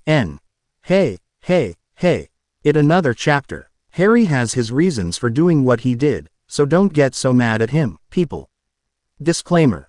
What? Us. J.K. Rowling. No. What? Us. Joss Whedon. No. What? Us. Making actual money. No. Chapter 17 The Glitter Ball. Christmas break passed quickly. Dawn went back to Sunnydale with Willow, Tara, Xander and Anya. It was great she saw Janice, and Brug. Tons of pictures of Harry to show her. Too bad she couldn't really tell her that they were dating. She wasn't really sure what they were doing. She was still going to the ball with Seamus, and he is so excited. But Dawn couldn't help feel a little bit guilty about it. She knew the only reason she agreed to go with Seamus was to make Harry jealous. Completely honorable causes, she would tell herself, even though it didn't work. Harry asked Lavender to the ball. Lavender. That giggling idiotic twit. How could he ask Lavender but not me? No matter. I'm coming back to Hogwarts, and everything would be okay when I go there. I could always talk to Spike about it, but then if Spike knew that Harry had upset me, Harry just might not be alive in the morning. Oh well, I guess I'm alone. Just then, Dawn was sitting in a compartment alone on the Hogwarts Express, but the door burst open, interrupting her thoughts, and in stepped Draco Malfoy. What do you want? She asked, sourly as he took a seat as if he had been invited. I want to sit, is that a problem? Not at all, as long as you're not planning on sitting here, she spat back. I am sitting here, can't you see what I'm planning on doing? You really are daft, get out. Well, you see, the thing is I'm very comfortable. Why don't you leave? I was here first, she said, staring at him intently. He stared back and the staring contest began. However, it ended rather quickly when Dawn decided she was too tired to deal with him and looked away. Malfoy, I'm too tired to deal with you. If you're going to see here and completely ruin my trip to Hogwarts, so be it, as long as you shut your fucking mouth. Fine, he answered firmly. About 10 seconds of calm silence passed before Malfoy started conversation again. Hey, are you really going to the ball with Finnegan? I never really saw you two as a couple, but then I can't blame you for choosing over the boy who has bad hair. Like yours is so much better. Seriously, you have 7 pounds of hair gel. But then Finnegan isn't much better than Potter hair-wise. He has no bloody eyebrows. Hey, in case you haven't noticed, his eyebrows are completely grown back. And Pansy's only got one friggin' eyebrow. How could you date that? Whatever. Amazingly enough, Draco Malfoy didn't say another word throughout the rest of the trip. Dawn looked in her mirror and she looked good. Even the mirror said so. Darlin', you look good. Why, thank you. She still thought it was kind of strange to have mirrors talk. She was just about ready to go downstairs for the glitter ball. And so was Janelle, Jessica, Joel, Ginny, and a third-year friend of the 3Js named Nadia. Ginny decided that sky blue robes would bring out Dawn's skin and eyes, so that is what Dawn was wearing. And apparently, she looked good. Dawn decided not to small talk with the other girls and just get the night over with. She knew it would be torture, but it couldn't be avoided. She walked down the spiral staircase, amazed by the amount of boys waiting in the common room. The first pair of eyes she saw was the bottle green eyes of Harry Potter. She held his gaze for a moment, desperately wishing that her date could be with him instead. But she was pulled back into reality when Seamus handed her a beautiful red rose. A beautiful rose for a beautiful girl, he said, bowing. Dawn just smiled and curtsied, while casting one last look of longing toward Harry, but he was too busy with lavender to notice. Let's have fun tonight, okay, Seamus said, trying to attract her attention back toward him. Neville, your hair, do you like it? Neville had shocked the whole Gryffindor common room by dyeing his hair blonde. Now he was shocking the whole glitter ball. It's blonde. Neville's very good friend Hannah Abbott seemed to be having a hard time accepting the fact. As she was running her fingers through his now brightly colored hair, Draco Malfoy and Pansy Parkinson walked by. Wannabe. Malfoy smirked as he passed. The glitter ball would have been greatly amusing if I hadn't had an assignment. But instead all I could do was sit and watch those pathetic Gryffindors. I was seated at the table next to them, so I could hear every word they said. Of course, they never paid any attention to me. They never did. When another awkward silence came around, I couldn't help noticing that Summers was the one that started the conversation again. This was the third time this had happened. I also couldn't help noticing that, although Finnegan kept trying to be closer to her, she kept moving away. And what is more unusual, she kept moving toward Potter. The master already said that I must find the heart, spirit, and senses. He said that the spirit would be the fire of the group. And the senses would be with her. The heart would be the one remaining. That meant that either Finnegan or Longbottom was the senses, and the other was not part of it at all. Mers or Ginny Weasley could be the heart, and the other would be the spirit. It seems to me that when the poem said fire, it didn't mean just the personality. Weasley could be the spirit, mainly because of her hair. Summers also seemed like she was trying to keep the group from fighting. That would make her a reasonable heart. That would make Longbottom the senses. I smiled to myself, knowing that I had figured it out. Now all I have to do is tell my master, Lord Voldemort. In the next chapter, Harry and Dawn do get back together.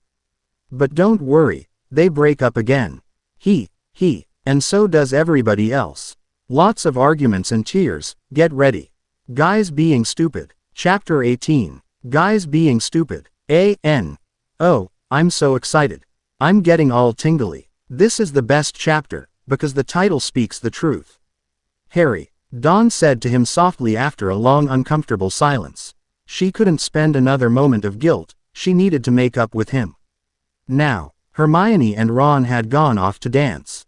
Ginny and Neville had both disappeared, and not to mention, Seamus and Lavender had gone off to dance, one quick dance, and never came back. We need to talk, she said simply to him.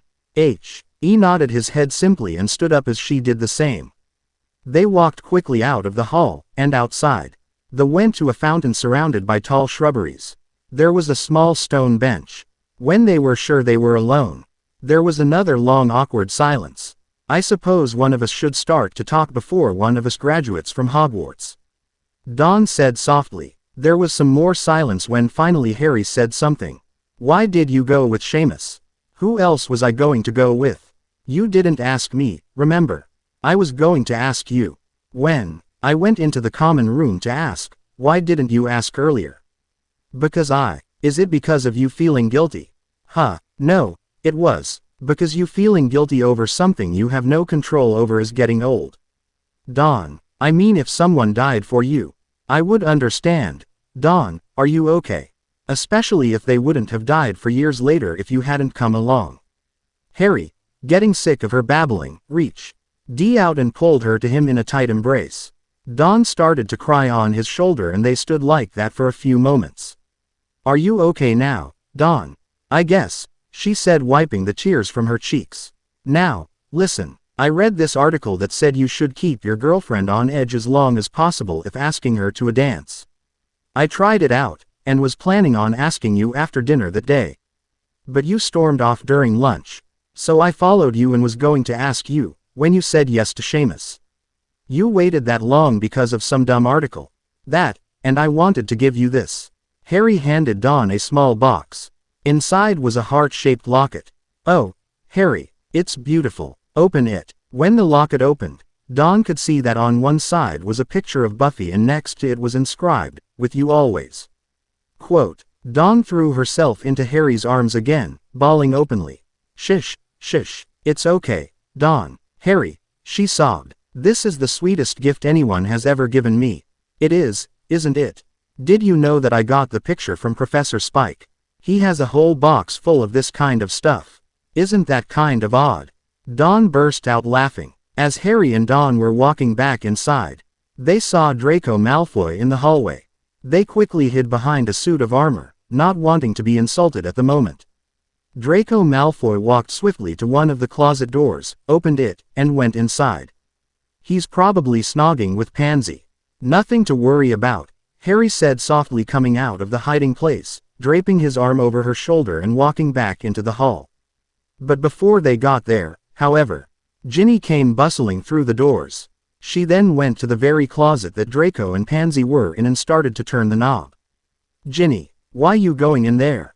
Harry asked, trying to keep her from opening the door. I'm going in there to wait for Neville, not that it's any of your business. You might want to go in a different closet, unless you want to snog with Malfoy and Pansy, too. Dawn suggested. You're right, I don't. I guess I'll just go to the bathroom then. Ginny walked away quickly. When Harry and Dawn went into the hall, they were surprised to see that neither Neville nor Pansy looked like they were about to meet someone else in a closet. In fact, they both looked perfectly comfortable. Harry, why is Pansy dancing with Neville? Dawn followed as Harry stormed over towards Ron.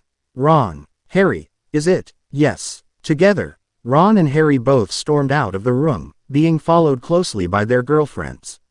When they reached the girls' bathroom, Ron turned to Hermione. Would you do me a favor, love?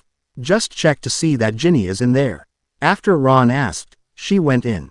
A moment passed, then Hermione came out shaking her head. The boys stormed off again.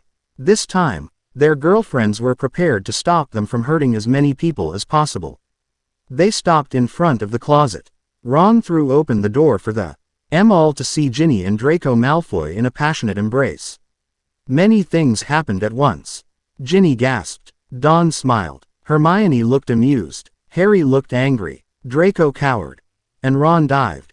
Ron star. Ted pounding his fist into Draco Malfoy's face, and continued until Hermione pulled him off of him. Malfoy leapt out of the closet and Ron tried to tackle him again, but Hermione had a strong grip on his robes. Hermione, let Ron give the bastard what he deserves. Harry shouted. Ginny can kiss anyone she wants to kiss. Dawn protested. Yeah, anyone but him. Ron grunted, as his arms swung fruitlessly for Malfoy's head. Hey, I'm not a murderer. There's nothing wrong with me, Malfoy insisted. You are a murderer. You are a Death Eater, Ron spat.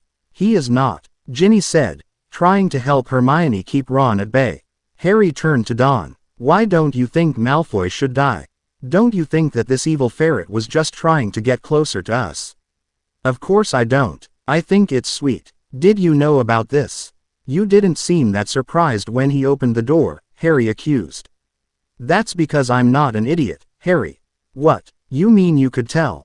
Draco asked. Oh, please, you would always shut up when she got angry, Hermione put in.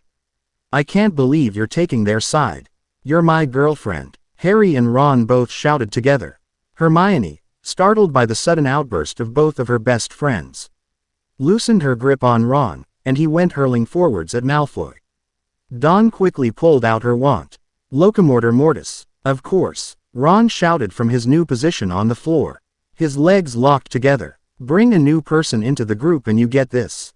Every time. Hey, Dawn shouted, indignantly. Well, he does have a point. All heads spun toward Draco, who said this. What? Everything changed since she came along. You all know it. It will never be just the three of you bloody pricks again, all because of that little twit. Don't call Dawn a twit. Ginny scolded. I'll call her whatever I want to. He's right, Ron agreed. Isn't he, Harry? Harry looked at Ron, and then at Dawn. Slowly, he nodded at Ron. Oh, really? Is that how you feel? Well, then, fine. Fine. Dawn walked over and slapped Harry, then stormed off toward the Gryffindor common room. Ginny shot an angry glance toward Draco and then followed Dawn out. See, my girlfriend stayed, Ron bragged. Harry, why did you do that? Hermione said angrily. I don't know. The authors told me to. Hermione glared at him, gave the other two a disgusted look, and then left the boys standing there. Well, it looks like it's just us, Draco commented. The other two looked at him, then looked at each other, and walked in the opposite direction that the girls went. In the next chapter, Draco has a conversation with himself and Spike. Yes, Spike has lines. We find out the deal with Draco and Ginny. Ron tries to kill people failing miserably. And a really big cliffhanger. Review. Growling. This chapter had Draco talking to himself. There was this story that we read called The Chaser, and they kinda do the same thing.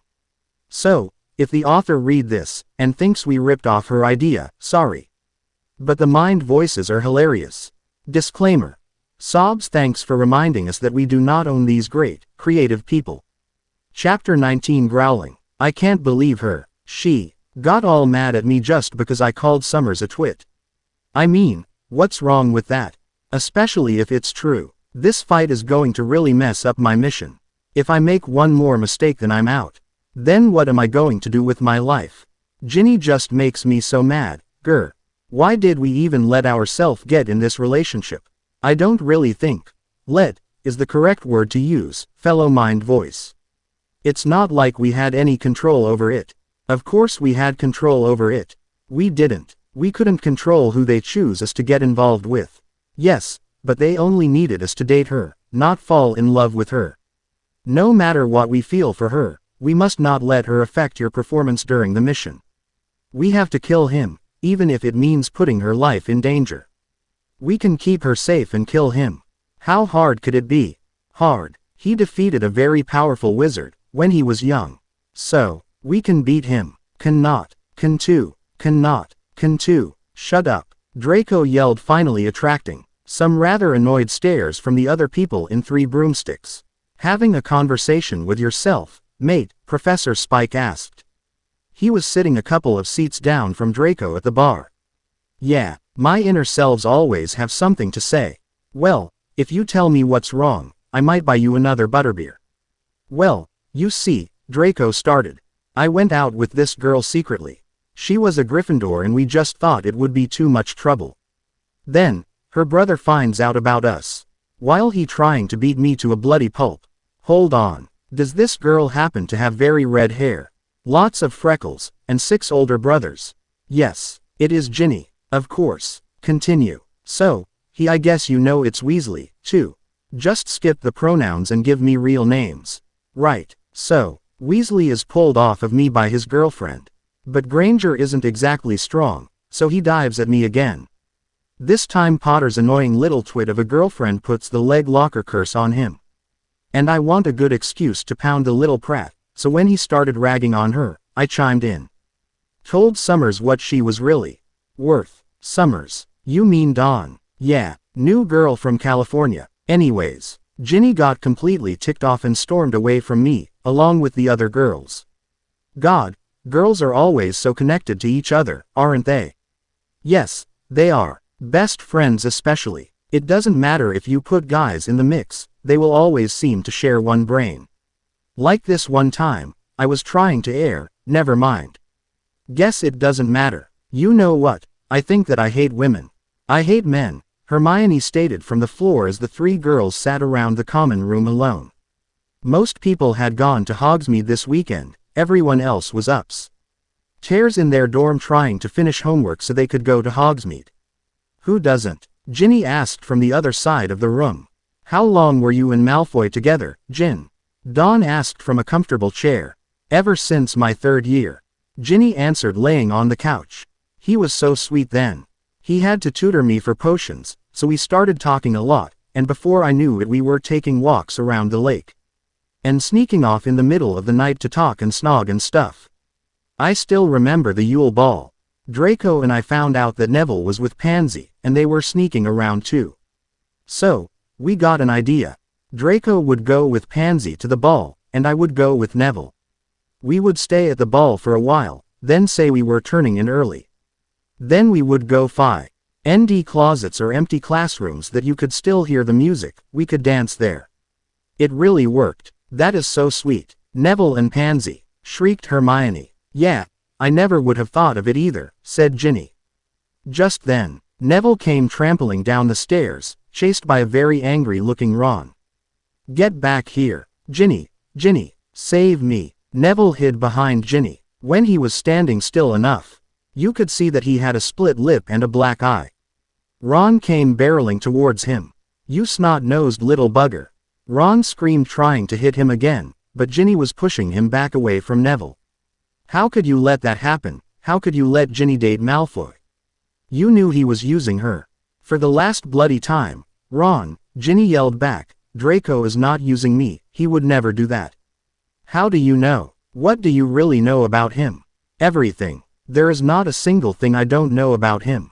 Because I love him. Just like Neville loves Pansy. Cons. Either that before you decide to go and kill my boyfriend, or my friends. Ginny glanced at Neville, and said softly to him, let's take a walk. You're not taking a walk with him. Ron objected, standing in their way. Do you want some butterbeer? No. Ginny looked grouchy as the 2 of them walked past 3 broomsticks. This was probably because she had to hit Ron before he has let them out of the common room. You sure? Yeah, let's go to Honeydukes and look for a cockroach cluster to slip into his potatoes. But before they could leave the wooded area they were in, someone apparated onto their path. It was Voldemort. If you think that was a cliffhanger, wait till you read our next chapter. We stop the guy in mid-word. The next chapter is very short. We're kinda past the romance. Teenage soap opera parts and down to the tied to a tree, gotta save our lives part. I hope you understood that. Anyway, next chapter has Return of Evil for Dummies. We like it even if you don't. More Evil for Dummies. This is pretty short, but it has Evil for Dummies, which we love. Absolutely hilarious. Anyways, review. Disclaimer. Seeing as how we did write this whole chapter, we own it. Yes, this chapter is ours. Though we don't own the characters, plot, names, personalities, we suddenly feel sad. Chapter 10. More Evil for Dummies. Ginny Weasley and Neville Longbottom, what a pleasure it is to finally meet you. Voldemort had quickly pulled out a portkey and got them to an even more secluded area, where he tied them up, and disapparated. He was gone for a long time and Ginny and Neville could see no way for escape. Ginny was able to turn her wrist slightly so she could see her watch. It was 3 in the morning. Voldemort returned shortly after. I have heard so much about the two of you. He began, you see. Both of you are essential parts to my plan. Drat, Ginny mumbled to Neville. We're the hostages. Voldemort laughed. You would think so, wouldn't you? Well, since neither of you are the brain, you would suspect that I would stoop to that low form of a plan. But no, you are the senses and the spirit, so. Quote. The what? Neville interrupted. Voldemort looked at them and opened his mouth to speak. Then he quickly closed it, reached in his pocket and pulled out a thick yellow and black book. He flipped through it quickly, then paused and started reading out loud. Rule number 24. Never stop to explain the plan to captive. Much like rule number 2, don't explain your plan directly to your captive. This gives them even more time to escape or be rescued, not to mention, they know your plan. And besides, watching them trying to figure out what the hell you're doing is so much fun. Note: cussing should be taken lightly, or else we'll lose all anger behind words.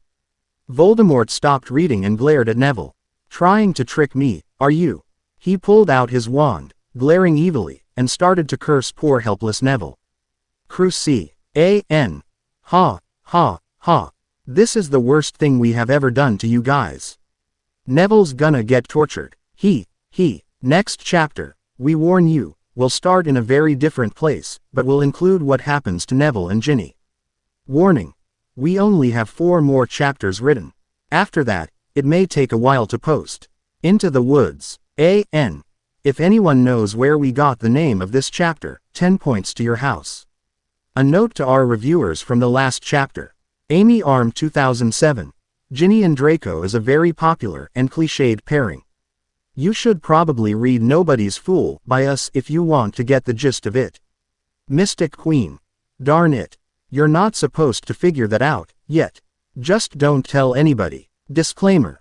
We don't own Don, or Harry, or Neville, or Ron, or Hermione, or Draco, or Voldemort, or Ginny. We do own the cheese though. No one can take our cheese. Chapter 1. Into the Woods. Harry wanted cheese. He woke up at 2 in the morning and had a sudden urge for cheese. As he was putting his invisibility cloak on, he realized something. The room was quiet. Neville was not snoring. He always snored. Harry pulled back the covers around Neville's bed, to find it empty. Slamming the door behind him, he rushed to the 4th-year girl's room and pulled back Ginny's curtains to find that she wasn't there either. Slamming the door to the girl's room, he ran down the spiral staircase to the hall. He decided to look in the last place they went, a walk in the woods by Hogsmeade. He wandered searching for any clues, but finding none. Until he heard it. Evil laughter. Dawn heard the door slam and sat up straight. When she saw Ginny's curtains open, she assumed the worst: kidnapping. She sprinted out the hall and down the stairs. At the bottom she ran into. Arg! Ron screamed as Dawn knocked him over. Watch where you are going, he hissed, trying to be quieter. What are you doing up? Harry just ran out of our room, and Neville is gone. I figured something dark is going on. Besides, I have a potions quiz tomorrow. And I figure if I was out saving people, it might count as an excused absence. Whatever. Look, Ginny's gone, too, and you said that Neville's gone, so I bet we've got kidnapping on our hands. And I bet I know who is behind it: Malfoy. Ron, stop blaming him for everything. But this makes sense. He got close to my sister so she would tell him the password and he could get in here to kidnap her. I bet he's doing all kinds of nasty things to her as we speak, the filthy son of a ... Quote. Ron, you're such a dumb ass. Hermione. True enough, it was Hermione standing at the top of the stairs. Why would Malfoy take Neville if he wanted to rape Ginny? Ron stood dumbfounded at Hermione's reasoning. What are you doing here, Hermione? Dawn asked. I've come to help save Harry, Ginny and Neville. It's just like them to be abducted when I have a quiz tomorrow. They hurried outside, when they spotted Harry. He was too far away to call after, but they could see where he was going. They followed him to a clearing and then they heard people talking. Escape or be rescued, not to mention, they know your plan. And besides, watching them trying to figure out what the hell you're doing is so much fun. Note: cussing should be taken lightly, or else we'll lose all anger behind words. There was a pause and then they heard, trying to trick me, are you? He pulled out his wand, glaring evilly, and started to curse poor helpless Neville. Cruci, he started, but Harry was quicker. Impediamenta. Voldemort was frozen for a minute, but he recovered quickly. Hey, I was trying to torture someone, here. He shouted. No one moved. You won't show yourself then. He clapped his hands twice, and 50 people apparated onto the spot. Within minutes, Harry, Ron, Hermione, and Don were tied up next to Neville and Ginny. Meanwhile in the Slytherin 5th year dorm, everything was peaceful, and everyone was sleeping soundly. And then the camera, yes, we have a camera. Get over it, starts to move toward Draco's bed. He was sleeping as well, but then, suddenly he sat bolt upright in bed and turned on the light. He said 4 words before he got up and threw on a cloak. Something is not right. Anyone who gets that reference get 10 points to their house. In our next chapter, pissed Ginny, pissed Ron, semi-evil Voldemort, clueless Xander, and a statue. It will all make sense eventually. Surprise. This chapter is pretty funny, but really mean to Xander. One of our reviewers asked us to put him in here, and this is before we realized what his actual purpose might be. Disclaimer. Okay, we are running out of ideas for these disclaimer. I mean, they used to be the funniest parts of the stories, but now they're just kind of flat. If you want a really good disclaimer, go read Little Bits.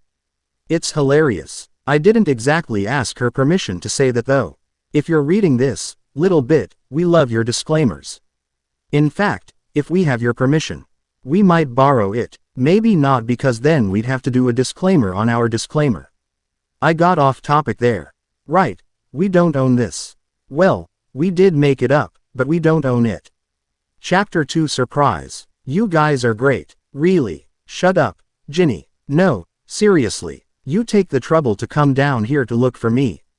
After 3 hours. Oh, and then, you can't even bloody rescue us. You just get tied up yourself. I'm you damn sister, and you can't even save me. Yeah, maybe I did it purposefully. Ron and Ginny had been needling each other for the past 10 minuets. And Dawn was getting tired of it. Will you two just shut up? She snapped. No, please continue. I was enjoying this. The cold, high-pitched voice brought everyone's attention back to the criminal mastermind. He smirked and folded his large hands. So, now I have every member of the body right where I want them. It's very exciting. What body? Harry asked. Don't you know? Voldemort sneered. No, of course you don't. You, my greatest enemy, has no idea of the power he could have. The power that has been at his fingertips this whole year. And you always wondered why I was coming after you. The Dark Lord leaned in close to Harry's face. It was because I knew what you were capable of. Crack. Voldemort whirled around to face the woods where the sound had come from. Watch where you're stepping, will you? We're trying to be stealthy. Someone hissed loudly. Everyone recognized the voice. Oops, said another voice, that only Dawn recognized. No, go back, she urged under her breath. Yeah, I don't want that bloody bastard over here either, Ron muttered, but he wasn't talking about the same person Dawn was. Then he stepped into the light. His silvery blonde hair looking close to white and his ice blue eyes wide with fear. Behind him was man in his 20s, with a playful gleam in his eye. Ginny, Draco called, running over and struggling with her ropes. Xander, get out of here, Dawn said slowly to her first crush and good friend. Voldemort stood very still, observing the scene. Donnie, what's going on? Hey, look, it's a statue. And to everyone's horror, Xander Harris walked over and poked Voldemort's arm. It's bald. Xander, I beg you to stop, Dawn pleaded once more, her eyes showing fear. Do not touch me, Muggle, Voldemort said with fury, hoping to scare Xander. But he didn't. If anything, Xander looked more pleased. It talks. Wow, you magic people sure are good. Ron started snickering at poor Xander's lack of common sense. The statue, however, was less amused. Voldemort raised his wand, and it moves. This thing is amazing, Xander exclaimed one last time before Voldemort stunned him and he fell to the ground. We apologize for what we did to poor Xander in this chapter. It was funny, so we felt we had no choice. Plus we were high on coffee when we wrote this and are too lazy to write it over. Next chapter is what we like to call the best darn chapter we ever wrote. It's hilarious, and makes up for what we did to Xander in this one. He gets smarter, and we have Ron head-butting Draco, which is always fun. Helpless. This is it. The climax in some ways to our story. We absolutely love this chapter and hope that you all do too. Disclaimer. So, I was chillin' in the Slytherin common room, with Draco. We were in a heated debate about whether to expand Hogwarts or not. Suddenly, he grabbed my hands, looked me in the eye and said, "You know that I'm not really real, right?" I lifted an eyebrow at him. This stupid muggle created me. Along with Potty, Weasel and the stupid mudblood. In reality, I don't exist. Of course, I was baffled and said, "Don't be silly, Draki. I know that you're real." And then we resumed our debate. Disclaimer 2. No, we didn't make that up. It was all little bit. Thank you for letting us use that, by the way. For the actual argument of expanding Hogwarts, see It's Not Easy Being Green. One of our other stories. Chapter 3, Helpless. The night was cold and the only sound that could be heard was the sound of the waves crashing against the rocks. Rocks that were below the high cliff they were standing on. Voldemort and his minions were gone, figuring that there was no way for our heroes to escape. They were all tied up in a line. Hermione, Don, Harry, Ginny, Draco, Ron, Neville and Xander, in that order, were tied on a single piece of wood. Yet, somehow, the night was peaceful. That is, it was, until Ron started speaking. "I have to pee." "You don't have to pee," Ginny said in a very firm voice. "What? You don't have to pee?" "I don't have to pee." "Yes." Ron thought to himself for a moment. "I don't have to pee," he muttered quietly. "Couldn't have used this mind over matter crap when you were trying to beat me up, could you?" "You know, I don't want to kill Malfoy." "I don't want to kill Malfoy." "Oh, shut up, Malfoy," Ron snapped. "Aren't you glad that I came to save you asses? Even though you tried to kill me?" Draco pleaded for his defense. "No," yelled Ron and Harry. "It makes me wonder, though, how you pulled it off," Harry asked Ginny. "It was easy. You see, Neville and Pansy were dating, so." Ron spun on Neville. "She's only got one eyebrow, Longbottom. How can you date a girl with only one eyebrow?" "Seamus doesn't have any eyebrows," Harry muttered. "Didn't we already solve that problem, Harry? Our problem now is that you wish that I had never come to Hogwarts."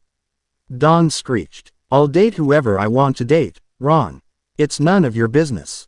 Neville shouted, sounding a lot like Ginny. "It's true though. Things will never be the same anymore. It won't be Ron and I making fun of Hermione in the library. Now we have to find room for you in everything that we do," Harry complained. "So, that's it," Hermione yelled. "I'm just the library girl." "Ginny, are you okay? You never answered me." "Did he hurt you?" Draco asked, truly concerned. However, Ron replied quicker. "You have no right to talk to my sister." "I'm fine, Draco. Except a little upset that you caused these two idiots to turn against my friend." "Hey," Ron and Harry said together. "Well, excuse me, if I was so much trouble," Don was saying sarcastically. "Here I thought we were friends. You know I haven't exactly had a good last couple years. I lost the two people that meant the most to me. My sister, and my mom. And then I had you, but even you don't want me." "When did I ever say that? At least my girlfriend has two eyebrows." Ron yelled to Neville. "I wouldn't be so sure I'm your girlfriend anymore, Ronald Weasley." Hermione screamed. "Why are you mad at me?" Ron asked. Xander turned to Neville. "Are they always like this?" "Yup. I am sensing a lot of negative energy here." Xander jumped in. "Why don't you let me help?" He pointed at Hermione. "What's your Name. Hermione. Who are you angry at here? Harry. And Ron. Malfoy too, but that can't be solved. Why are you mad at Harry? He said it was better when Dawn wasn't here. And he doesn't even realize how much it hurt her. That is not what I said. Harry screamed. I didn't say anything. I just nodded. Yes, but you nodded to hurt Dawn. Hermione defended herself. Okay. Xander said, obviously not liking the tension. So, why you mad at, Ryan? Ron, and same reason. Plus, he keeps on acting like because I'm his girlfriend, I have to do whatever he says, and I can't have my own opinions. I do not. Ron protested loudly. Plus, he's a complete idiot. He actually thinks his side of the argument is correct. He hasn't figured out yet that it's impossible to win against me. I'm not stupid. You're the one that went out with Victor Crumb. Oh, so we're back to that now. Haven't you figured it out yet? I never loved him. Not like I love you. Ron opened his mouth to retort, but paused, looking touched and confused. I'm sorry. I am. Me too, Ron, although you are terribly daft. But I think that's just adorable. Right then, the two of them looked like they'd very much like to be next to each other. Xander looked quite pleased that he had managed to get the two to make up. He turned to the next one down the row. Dawn, who are you angry at, and did any of them really hurt you? Because I'm more than willing to hit them for you. I'm upset at Harry and Ron. Okay, let's start with Harry. Well, you see, Harry and I have been dating for a couple of months now. Dating? Aren't you a little young to date? I didn't date at 15. That's because no girl would date you. Hey, well, they wouldn't. Now, can I continue? So we'd been dating, and I thought things were going great, until the dance. He didn't ask me. You didn't ask her. That's one of the biggest mistakes you can make with a girl. Well, that and letting her catch you kissing another girl. They both dumped me. I was going to ask her. Yeah, but ya didn't. Xander yelled back. He seemed to be having a lot of fun with this. I was waiting for the right moment. And then she goes and says yes to anti-eyebrow guy. Anyway, didn't we settle this argument already? Well, at the dance he agreed with Ron, who said I shouldn't be here, Dawn explained. Huh, you all know that this argument makes no sense to someone who just heard about it, right? Xander said. Dawn quickly explained exactly what had been said before. Oh, why did you nod to that, you scumbag? Xander barked. Harry tried to hide behind Ginny, who found this a little strange. Xander smiled. I'm intimidating. Bully for you, Xander. Harry, why did you say that? I didn't say a damn thing. I twitched. My head trembled under the pressure, and now the entire female population hates me. How can that happen? It's not that hard, trust me, Xander said calmly. You didn't mean to nod. Dawn swooned. Yes, swooned. Get over it. No, I would never do that. Oh, Dawn. Harry leaned over and kissed Dawn. Even though it was a very awkward position. Xander coughed. Harry, are you mad at anyone? No, he murmured, still kissing Dawn, who was responding enthusiastically. Right, redhead girl, how are you? It's Ginny, and I'm pissed at my stupid boyfriend and my brother. Especially my brother. Why? Xander asked. Because he doesn't like Draco, Ginny said simply. You just said that you were mad at him, too. Ron complained, defensively. I'm mad at him, because he said such a bloody stupid thing earlier. Did he actually say? Xander started to inquire. Yes, he gave this long speech about how Dawn was a twit. Xander gasped. You called Dawn a twit? He looked appalled. He leaned near to Neville and whispered, what's a twit? It means silly. Kinda ditzy-like. Oh, what would you like him to do about that? I believe the damage that he caused has fixed itself. Or, more accurately, I fixed it, Xander wisely said. Ginny was, for once, lost for words. And your brother is not you. And it doesn't matter what he thinks of your new boyfriend. He'll get used to him eventually. You see, I dated this girl, and none of my friends really liked her. Xander was on a roll. That's enough Cordelia references for one night. Dawn called, and then turned back to occupy herself with Harry. Right, anyway, it all turned out right in the end. Your brother will get over it. Xander seemed to be getting bored with this. Draco, you mad at anyone? Not particularly. Good. How about you? Ryan. Besides Draco, it's Ron. And, as a matter of fact, I am mad at Neville, he said, proudly. Are you? Why? Well, because he pretended to have dated Ginny. He lied to us, even when we're playing Truth or Dare. All of the girls whose attentions were not occupied with snogging Harry raised an eye at Ron. What would you have liked me to say? The last girl I kissed was Pansy Parkinson. Would that have gone over well? Neville shot. I guess not. But you still shouldn't have lied about it. Ron told him. Okay, I won't do it again, Neville said with an amazing amount of backbone. Nev, you mad at anyone? Nope. I just got pulled into this fight. No fault of my own. Draco, why did you say that? Ginny asked. I just wanted them to take the focus off of us. I really don't have anything against Summers. Really? Yeah. As they moved closer to each other, Ron head-butted Draco in the back. Ow. As much as I enjoyed this little soap opera, may we get down to business, said the familiar voice of Voldemort. Yes, we know that you loved it. Review please. And you can win a walk-on role in this story if you guess who is going to kill Voldemort. Only one guess per review, please. Next chapter. It's called Choices. Voldemort decides who he wants to kill first. Our heroes decide who they want to duel Voldemort. Oh, and the Dark Lord finds the perfect evil laugh for him. Choices. Disclaimer. If we told you that we actually were J.K. Rowling, would you believe us? Would you actually think that she was two teenage girls who happened to own a computer and were very bored one summer? Would you actually tell the news people and send them over to interview us? The real creators of Harry Potter. Would you really send policemen after the real J.K. Rowling and arrest her for fraud? Would she really sue us after that all happened? Well, let me answer that for you. No, no, no, no, and yes. So no suing us, please. Even though we are J.K. Rowling. That was a very long disclaimer, but it was incredibly fun to make up. This chapter isn't as funny as the last chapter.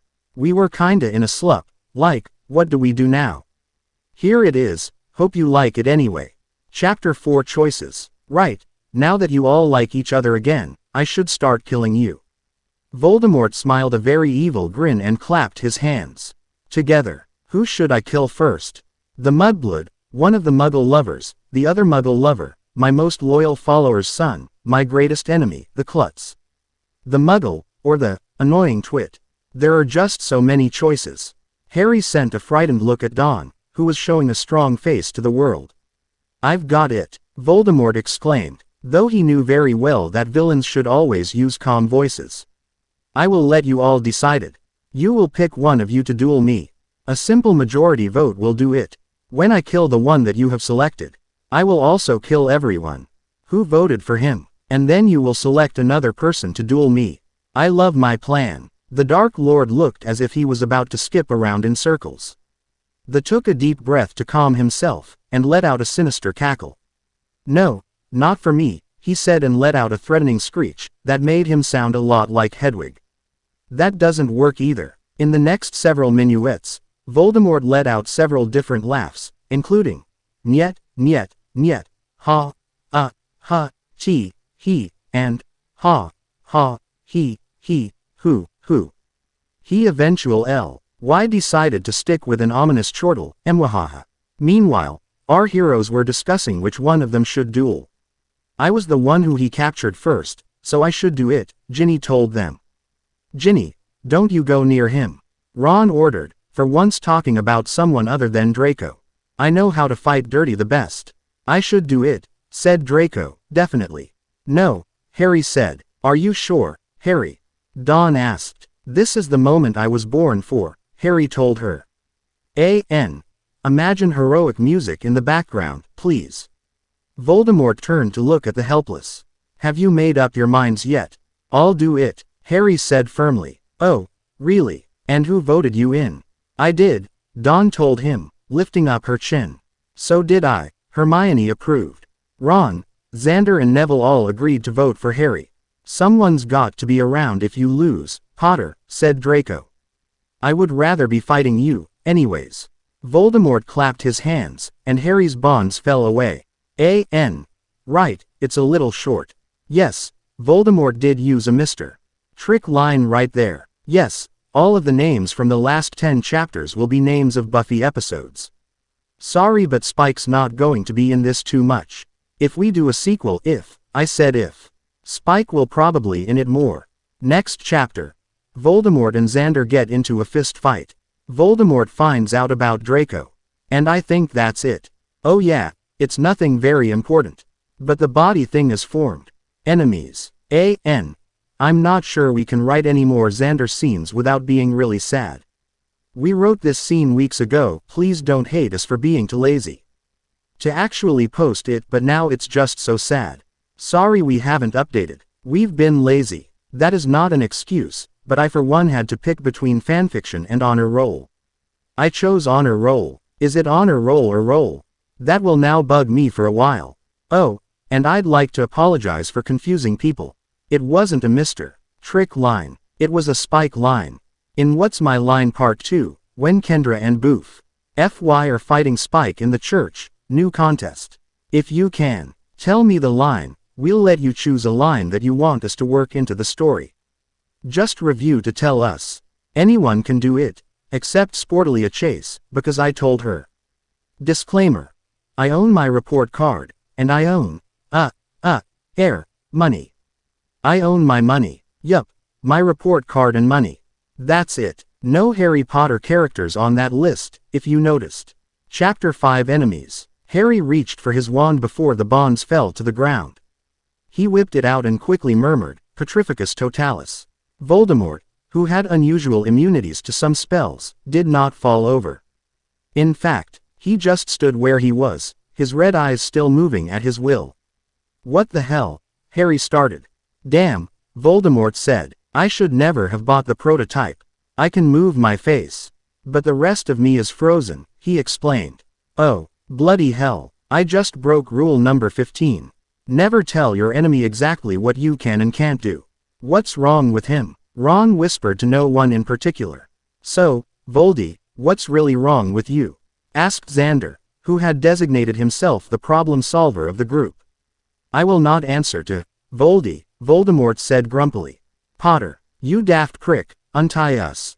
Draco said, how can you be friends with such an idiot? He then commented to Ginny. Draco, I'm sure my friends would appreciate it if my boyfriend would stop calling them idiots.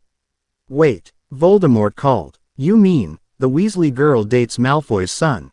Oh, now you have a problem with it, too.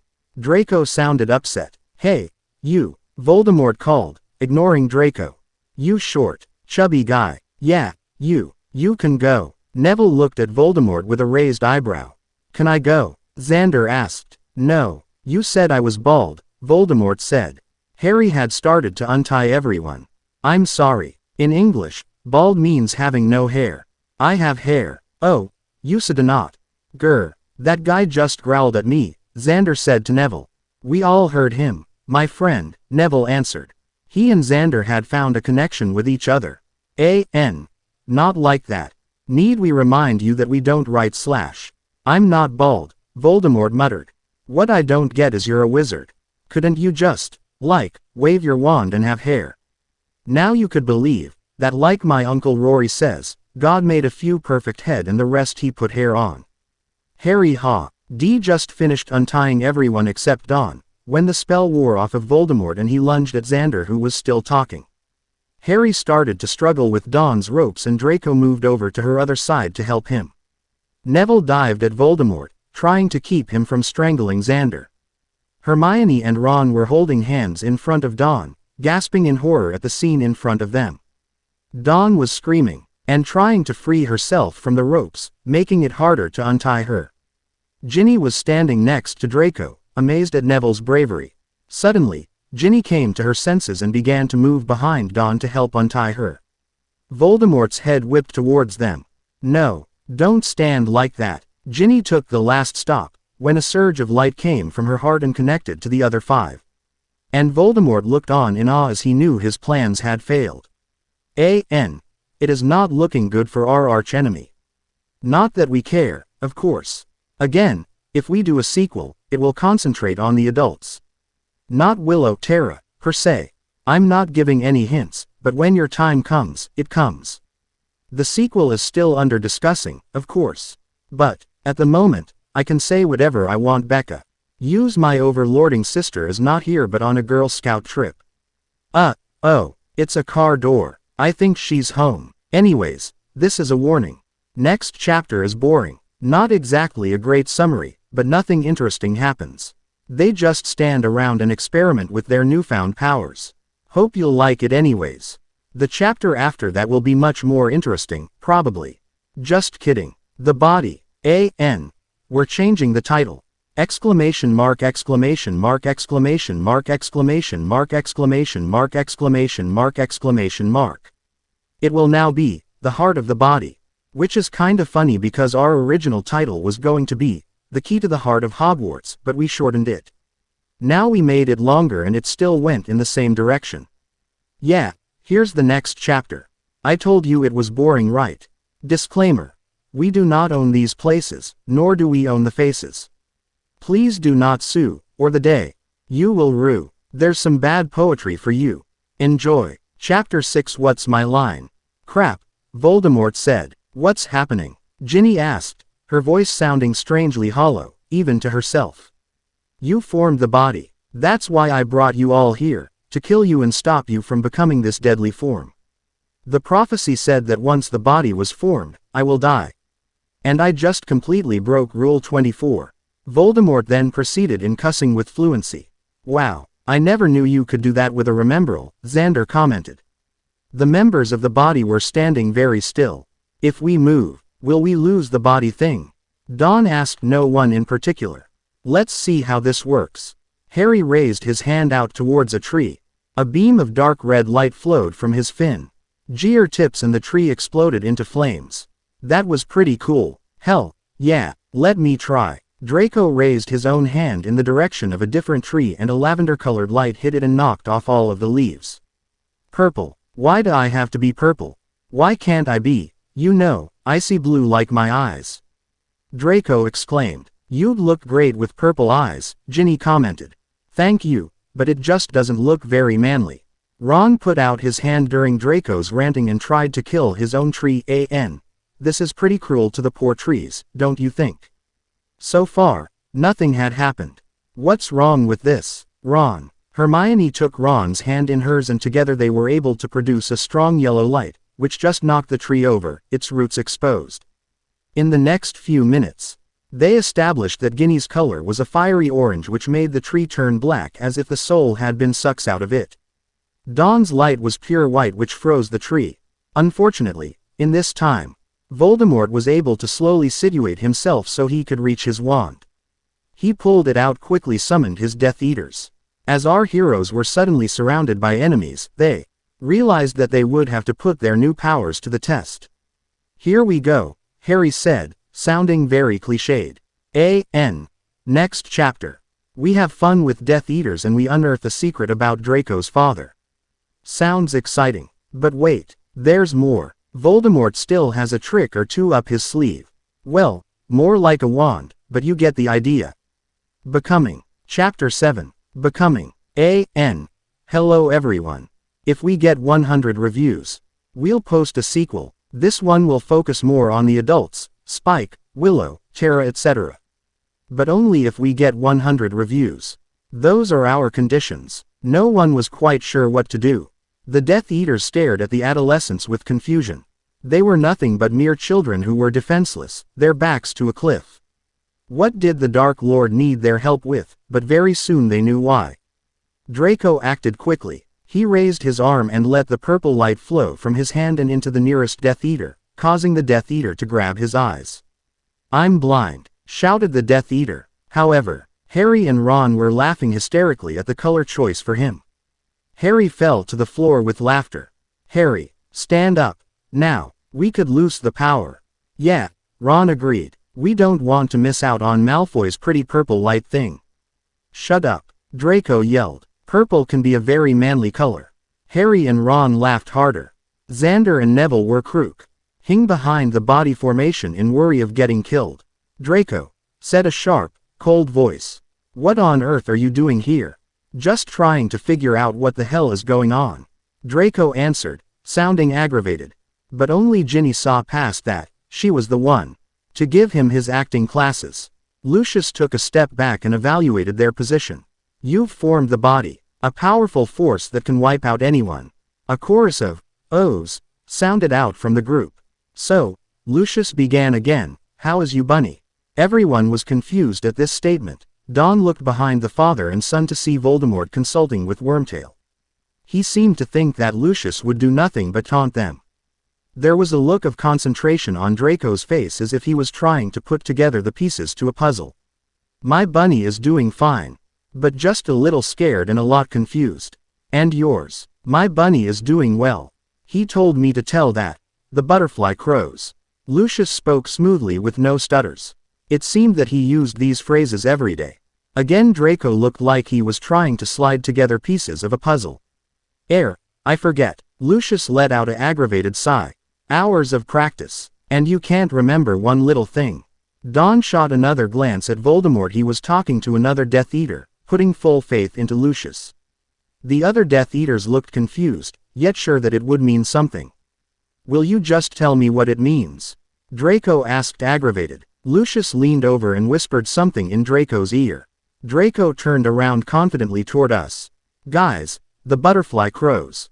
Harry started laughing again, and Ron said, Draco, I don't mean to burst your bubble, but butterflies don't crow. I know that, Draco replied, rolling his eyes. It means, take them down. There was another chorus of ohs, and they began to fight.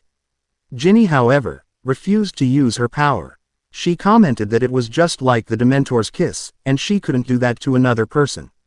Harry used his gift, although sparingly, and Hermione and Ron were all over the place, knocking out people left and right. Draco seemed to have no problem making men blind or deaf. It got them under control. Lucius turned on his fellow Death Eaters and began to throw curses their way, as did another cloaked figure, who was defiantly Snape. You can imagine the surprise in Voldemort's eyes. Before the group realized it, the only one left was Voldemort himself. No one moved, everyone expected Harry to do it. Voldemort looked scared and tried to disparate and was shocked when he couldn't. What's going on? Just a little spell, Lucius replied. No one can apparate or disapparate here. Cheater! Voldemort yelled. Oops, I forgot Rule 348. Never show your opponents your disappointment. Harry, Hermione yelled. Will you just finish him? However, Voldemort's wand was already pointed right at Harry. If you move a muscle, Potter, I will kill you. We'll kill you right after, Ginny stated. What's the point? The point is that you can kill me, but only at the expense of Harry Potter. Do it, he yelled, accepting his fate. Draco smiled. Well, if he asked us to. Shut up, Don yelled. We either go home with Harry, or we don't go home at all. Voldemort grinned as walked toward Harry and put his wand up to Harry's chest. Ready to die, Potter? I've been ready to die for 14 years. Any last words? Voldemort asked again. Harry turned his head toward the rest of the group. I love you, Dawn. Tears were brimming in her eyes. They had her mom, they had her sister. And now they are going to take Harry too. I love you too, Harry. Very well, Voldemort went on, moving forward slightly as he spoke. Now that the goodbyes have been said, let's begin. Avada Kedavra, A.N. You know you hate us so much because that's the end. Only 2 more chapters. In the next chapter, will Harry survive? Will Voldemort die? If he does, who will kill him? How will they get back? Did they ever take the potions quiz? How well do they all do? Read and find out. Normal again. A.N. Here it is, the long-awaited chapter. Enjoy it and review. Disclaimer. What do you mean we don't own Harry Potter? Of course we do. We own the Buffy characters too. Just don't get too jealous of our heaps of money. Dumbledore wanted cheese. A.N. Just kidding, people. You don't think we'd do that to you again? Do you? Here it is, for real this time. Avada Kedavra. Quote. Oof, moaned Neville. He clutched his stomach where Voldemort had just stepped on him. Voldemort, on the other hand, was completely thrown off balance. He tripped, dropped his wand on the ground. He stumbled near the cliff's edge until he could no longer keep his stability and went tumbling down the overhang. Ah, He screamed all the way down until the cry was cut out by a sickening crack. Ew. That's not going to be pretty, Snape commented, pulling the hood of his robe off his head. Everyone looked at Neville. Oops, he said, looking rather scared. Way to go, Neville. Xander shouted and everyone ran to embrace him. Well, everyone except the Malfoys. That would have been weird. Everyone turned their gaze to Lucius. I bet you want an explanation for the side-changing thing. Everyone nodded, including Snape. Yeah, I've been on the other side this whole time. I'm a prize-winning actor. Snape coughed. I believe it's time to head back to the school. You all need rest for I believe you have a makeup potions quiz you need to take in the morning. Everyone groaned. But that was the only reason I left. Ron complained. Well, then, Mr. Weasley, you will not have to make it up. You can just deal with a 0, Snape said smoothly. Ron said many things that he should probably not have said in front of a teacher. And 10 points off Gryffindor for such language. Snape pulled out a pen which portkeyed them back to the Hogwarts grounds, where Dumbledore was waiting for them. I've been waiting for you, he said as he gestured them into his office. All of them entered but Lucius and Snape, who went to take care of Voldemort's body. Xander and the students took seats across from Dumbledore's desk. So, he started as he took a seat, a merry twinkle in his eyes. This is a very unlikely group of people. You have all been brought together for the common purpose of defeating an enemy. It is really very poetic, isn't it? All of them began to talk at once, each asking a different question. Let me talk please. Humor an old man for a little while. I am sure I see and answer your questions without you asking them. Now, Ms. Summers, are you wondering why you are magical? Yes, sir. It's a bit off topic, but it has been on my mind lately, she answered. I don't doubt that you remember that you are the key, a truly magical essence. You have so much power in you, you would have no choice but to be magical. Mr. Malfoy, I am sure that you are wondering about your father. Do not worry about him going to jail. I can still pull some strings in the ministry. I did it for Snape, after all. Ms. Granger, the body prophecy was a newer one, which would not be found in the books. This is why you have never heard of it. Mr. Weasley, you have great logic skills that no one can compete with. These skills are the reason for you being a part of the mind. Ms. Weasley, you are usually the reason behind everyone's actions. You fuel them even when you do not know it. This is why you became the spirit. Mr. Potter, you all still have your powers. You will never lose them. Of course, they will be harder to use when you are separate, but effective, nevertheless. And, Mr. Harris, you are free to leave whenever you wish. Did I answer everyone? The group was silent. He had, in fact, answered every question that had been plaguing their minds. They looked at each other, wondering what to do now. Xander coughed. Well, I should be heading home. Anya and I were going to. Never mind, he said quickly. It was nice meeting you all. He hurried out of the doors. I was wondering if I could have a word alone with Mr. Longbottom, Dumbledore requested. The other 5 turned towards Neville. They had forgotten he was there because he had been silent since they had arrived. Thank you, Professor, Neville croaked. The others filed out of the room, closing the door behind them. They silently walked back their rooms, leaving Neville. They didn't even say goodnight to each other. There was nothing to discuss. Things were normal again, almost. Next chapter is a wrap-up. Hope you liked this one. Remember, we want 100 reviews before we start our sequel. As You Were, Chapter 29, As You Were, Here it is. This is our last chapter of the story, boo-hoo. We may do an epilogue, but I wouldn't count on it. However, if we get 9 reviews for this chapter, we'll do a sequel. Happy readings. Well, I heard that he was here. At Hogwarts. Dumbledore gave him the killing curse and he died. That's not right. He wasn't here. He kidnapped Harry Potter, as always, and Harry did away with him. But what about Lucius Malfoy? Did you hear about him? He totally switched sides and started cursing Dumbledore. I heard that Hermione Granger killed the Dark Lord. I heard it was Summers. I heard it was this stray donkey that pushed him over the edge. I heard it was Neville. This person got a lot of blank stares. No, I don't think so. Unnoticed to all of them, the group in question was not in the Great Hall that morning. They had gotten permission to eat in a different room, a smaller one with only one table, because they were afraid of the gossip. Also, Dumbledore wanted to be the person to announce what really happened. The group ate in silence at first. It's amazing how defeating the Dark Lord makes people hungry, Dawn said, still looking at her plate. Draco chuckled and Neville joined in. Soon, everyone at the table was laughing. The meal was more jovial after that. Harry grabbed Dawn's hand halfway through the meal and pulled her outside. Hey, he said after the door was shut behind them. Hi, she said, somewhat shyly. But that didn't last long. Harry pulled her up into a very passionate kiss and she responded eagerly. Harry pulled back, gasping. Just making sure we were okay. We're okay, she breathed. After a few 10 more minuets of snogging, they entered the room to eat again. Look, shouted a very excited Ginny as they entered the room. We're in the paper. Harry and Dawn rushed over and read over her shoulder. It mentions all of us. They actually didn't make too many mistakes when they wrote the story. They only messed up Draco's name, Ginny continued.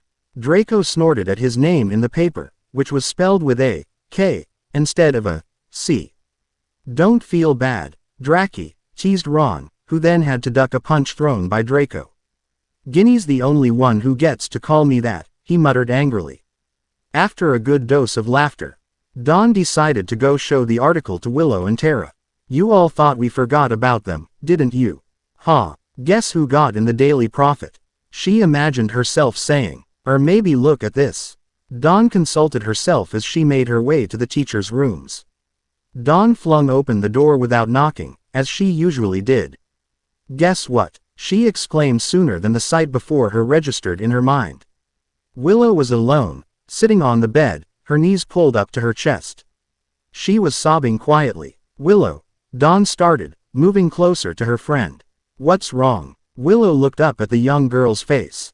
Oh, Donnie, she sobbed, opening her arms. Dawn hugged her with all her might, before the news came. Donnie, Tara's dead. I cried at this. It's so sad. But, you'll never know how it happened if we don't get 9 reviews and write a sequel. This sequel will concentrate only on the adults. Willow, some Tara, but mostly she's dead, Spike, and Snape. It might be a little less funny only because Tara just died. Bad Eggs. Chapter 10 Bad Eggs. Okay, it has nothing to do with bad eggs. If you have another suggestion we would be glad to hear it. Disclaimer.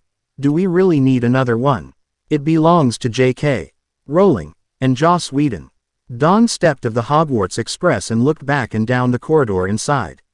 It seemed her friends had coupled up. They do that a lot.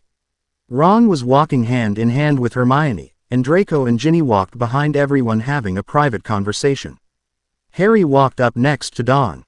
You okay? He asked quietly. Yeah, she said, putting on a smile. I'll be fine. I don't want you to be fine. Fine isn't great. I've had enough of great this year to last me a lifetime, so have you. Fine is real. It can last me a while until I'm ready to be great again. When will that be? When will poverty cease? When will war finally stop coming? When will bad eggs go good? In all reality, Harry, I don't know. Tomorrow. Weeks. Years. Do you want to find out with me? More than you can ever imagine. Harry reached out and pulled Dawn into a tight embrace. She tightened her arms around him and he held him close as if she was afraid to let go. But she did. Hey, guys, Hermione said as she and Ron reached them. We were thinking about all of us going to Ron's house at the end of the summer. You guys in? We were thinking. Ron said. Try you were thinking. Just like every other year. You all invite yourselves over to my house. Did anyone ever think to ask me if it was okay? Hermione and Harry looked. No. Dawn burst out laughing with the others and Ginny and Draco caught up. Hey, Draco, do you want to come over this summer? Ginny asked him. Ron had a few things to say about this. Oh no. No way am I putting up with him in the summer. Don't I suffer enough at school? Yes, Ginny, I'd be happy to come. Draco replied with a smirk. Ron growled. And everyone laughed again. They weren't great. But everything was just fine. A.N. Sniff sniff, it's over. We're so sad. Just so everyone knows, we do have 100 reviews, there will be a sequel. But we need to take a vote. Should it be Willow Snape, Willow Sirius, or Willow Remus? Maybe something totally different. Your choice, please review and tell us what you think. The sequel. A.N. The first chapter of the sequel is posted. You can either click on our name to find it or look in the Buffy crossovers. It's called The Eyes, and we hope you enjoy it as much as you enjoyed this story. Ta, the Wired Sisters.